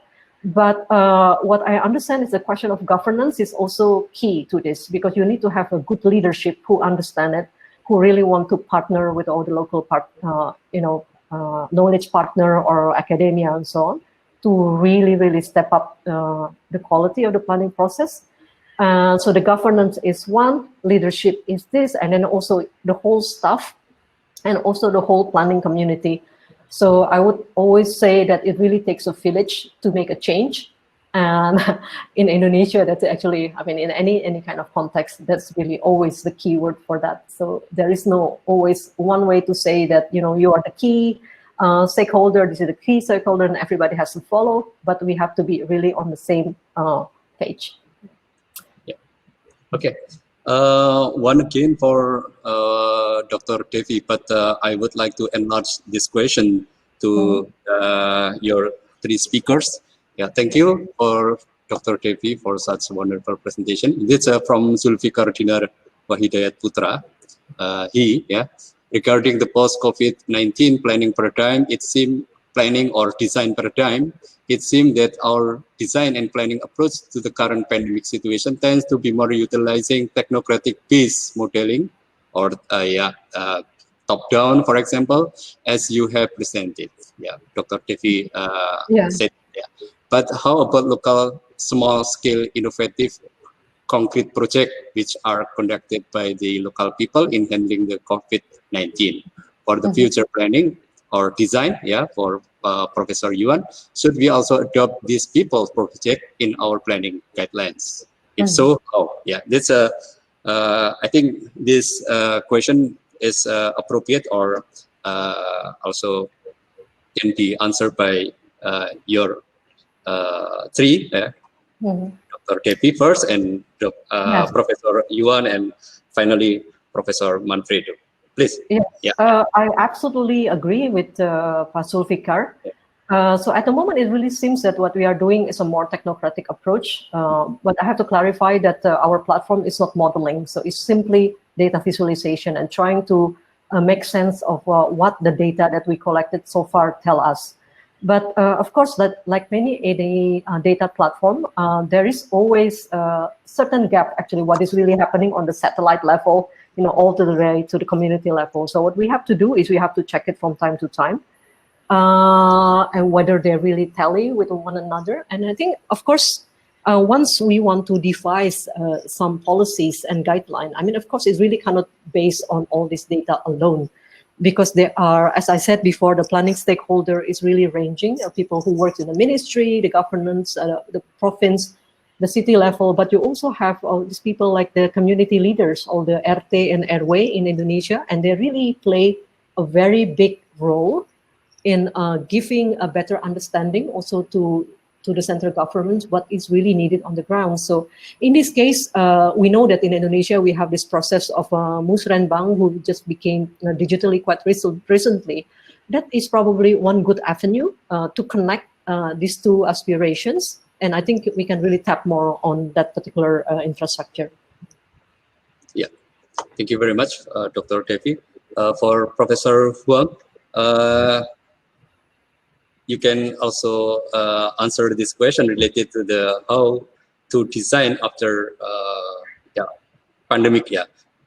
Okay. Yeah, I think in Taiwan there is less case in COVID-19, but if you have time to design in other country, for example, how you will implement the design approach or design process to handle this.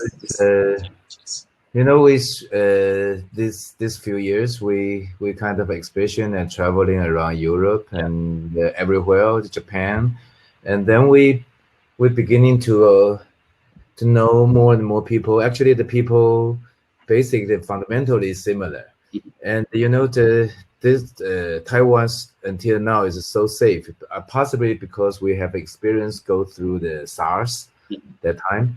So I think fundamentally, the people in Taiwan kind of learn how to consider other people first. So it means like all of the decision making of, especially for the public project, and it's not to follow the function or like a control system now. So people have the mentally learn to be more open it's just like all of our projects. It's very difficult to define. It's it's interior or not. It's all of the space have multiple choices. So you can go this way, that way, and so as long as we have more possibilities, so we have a chance to facing the different situation, and also like just like not it's kind of open system to prepare for any kind of new condition. So well, that's and also we beginning to know that if you to use kind of a very hard rigid system to control, most of time doesn't really work, because always has somebody, if it's not the intention from the heart, it doesn't work. So it means like I think Taiwanese people very clearly know that we need to, everybody have a chance to contribute a little bit. So I think it's a very lucky experience. And well, and then for the people in Ilan especially, we try, the fundamental decision, we are not working in the metropolitan area in Taipei. It's already big. It's a new possibilities. So it means like well, recently the life even better. I feel like I'm not it's like all the new disasters possibly suddenly comes in a condition we don't understand. But now we have a chance to go back to the fundamental pace, just like 20 years ago, when we are sincerely try to live in it's more like a meaningful life. So I think the COVID-19 kind of help us to know what is more important in the life. It means like well, and also bring us back to the very fundamental relationship between the people. For example, like we have a 30 staff in the office, so we're keeping everybody, all the families, just like it's really a family, or can say club. That means like we could help each other with more time, because now everything just like it's a magic time now. It's like everybody here, all of the boss of all of the companies, everybody in Taiwan now. It means like we have even more chance to discuss in a very deeply way and a fundamental way. So, well, I think this kind of a deep reflection could definitely, because it's beginning to influence the structure of the space of design. So which, although we don't know the form, how it react, but well, anyways, I think that the more diversity condition will be respected. That's what I feel. Yeah, thank you very much, Professor Yuan. And for Professor Manfredo, what is your final notice or final notes regarding these problems? Please unmute. Yeah. It's a very good question, and very difficult to answer. Very difficult to answer because we can probably see that the pandemic effect is something that, in first place, we still don't know what will be the aftermath, what will be the effects, and how that will impact not only in terms of really getting out of this situation from the medical point of view, but how it will impact on other layers, but starting with the economy. So that's a major problem. But even not considering that, so imagining that we're looking at what is happening after, which is probably what we've done too much without considering the risks and the threats of living in this situation, in this sort of pseudo-normal situation in which we are at the moment. So the question is that we probably can say that we haven't learned much, or we haven't learned a lot. So, in other words, this pandemic has created a situation that exacerbated existing problems. So in the presentation of Makassar was very clear, something that we've seen in many countries, from the US to South America, Brazil. I have friends that are studying exactly this phenomena, which is that the inequality in health, in population health, is exactly the same that we see in all these situations, and exactly the pandemic. So this the particular circumstance has just demonstrated and aggravated the inequality, the existing inequality. So from that perspective, the only thing that is very clear, even if it was clear since the very how can I say, first understanding of what we are doing as planners, architects, is the fact that we can't find solutions that are individually addressing problems. So I fully understand that, of course, we can design much better the places where people live, and we can create conditions that limit or in one way or another reduce the risk mitigation strategies. But the very question is how that fit in the overall framework of the policies and strategies and tactics. I want just to make you an example.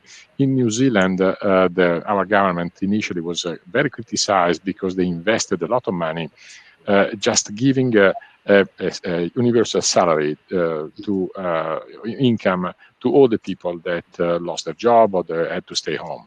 So that gave immediately the possibility to people to stay at home. And that made it possible really to all of us to really get rid of the virus within 4 weeks. Now, this is something that, of course, cannot be anything that goes beyond the way in which the pattern of inhabitation that we have in our places. But it's something that is absolutely specific. When I hear what is happening in Sweden, for instance, where they had this very, how can I say, experimental and loose approach to the COVID, giving people responsibility, where we all thought that's an ideal condition, but that's Sweden. Sweden, a place in which I remember when I was teaching at the Politecnico di Milano, I was very, very interested in social housing, and I would invite people coming from Scandinavian countries. And you know what they say? Well, we don't have a problem. We don't have a problem with social housing. We have houses, we have enough. Now what interests us is quality. So what is happening in Sweden is 40% of the households are mononuclear, so one single member per family. So that immediately tells you that if you want to go through social isolation, that's absolutely self-isolating. It's absolutely possible, absolutely feasible. Great welfare has decreased from probably the 80s, but still not comparable to the one that we see in many of other countries, even in Europe. So, and that again goes back to what I was taught by Bernardo Secchi, who was the person who I first encountered when I went to study at Politecnico di Milano. They would say what we have to really take care is of the soil, so really of the detail, of the details, of the specificity on each and every situation, and understand how the soil is actually part of an ecosystem. And we need to understand how the two interact before really making any decision. Otherwise, we end up only trying to put patches and not really address what it is. Having said that, of course, we've learned a lot from the pandemics, and even here in our city, we are rethinking at how we design public space, are we rethinking how we design centralities, and rethinking in particular how to understand the conjunction between the emerging specialities of the digital and the real that are becoming more and more a continuum, a hybrid, actual virtual continuum in which we keep moving and acting. Yeah. I hope I answered. Yeah. Thank you very much for all the speakers. Because consideration of time, we should close this session. Thank you. And yeah, in short time, I will try to remind of all of us what we learned from this session. Professor Yuan opened the session with his long experiences in handling some built environment project with philosophical understanding. And then Professor Manfredo pulled the discussion in the urban level challenges what we face, present phase, in transition, overlayer, and complex phase. Finally, Dr. Devi gave empirical strategies in several municipalities in Indonesia, for Makassar, for example, how the stakeholders use and employ the data related efficiently, or hopefully can be more useful. I think participant and audience learned many insightful point of view from the speakers. Please give all these three speakers big applause. Yeah, thank you. Yeah, Thank you. thank you very much, Professor That was Manfredo. very good moderation. I return the time to the MC, Mbak Fatu and Mbak Aulia, please. Yeah, thank you very much. Thank you, Dr. Sani. We had great topics discussed by remarkable speakers and moderated smoothly by Dr. Sani. I do hope today's lecture can be useful in the future and also increase our knowledge about the related fields. In my opinion, by following and participating in this conference is a form of knowledge investment in this field of architecture and planning. Now, to capture this moment, I would like to ask Dr. Sani, Professor Huang, Associate Professor Manfredo Manfredini, and Dr. Devi Saritunas to smile at the camera, and we will take a photo. Okay. 1, 2, 3. Thank you. Dear Professor Huang, Professor Manfredo, Dr. Devi Sari, and Dr. Sani, you may leave the session by turning off the camera. Thank you. Thank you. Thank you. Manfredo, you know, Bernardo Secchi was my PhD reviewer when I was in Delft. Oh, No, that's incredible. you mentioned. Oh, it was a huge loss. I was a good friend of her daughter, who was actually is still teaching at Politecnico di Milano. We taught together. We used to co-teach and have sessions and the laboratory together. So it was really a very interesting opportunity. Yeah, thank you. Yeah.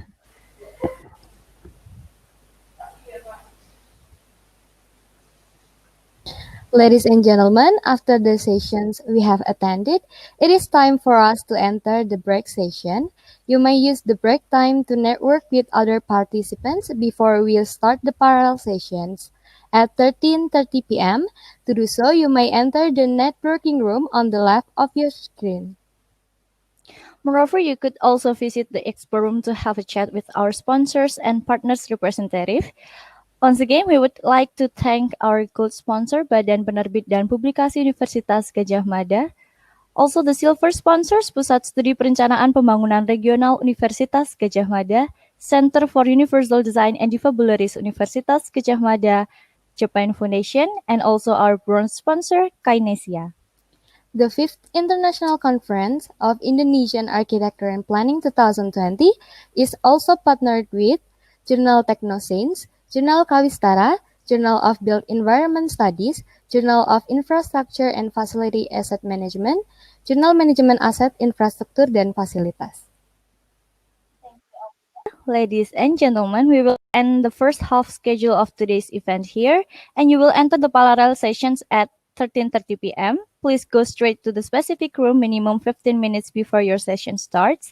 If you have any questions, please chat to us using the reception's chat tab. Thank you.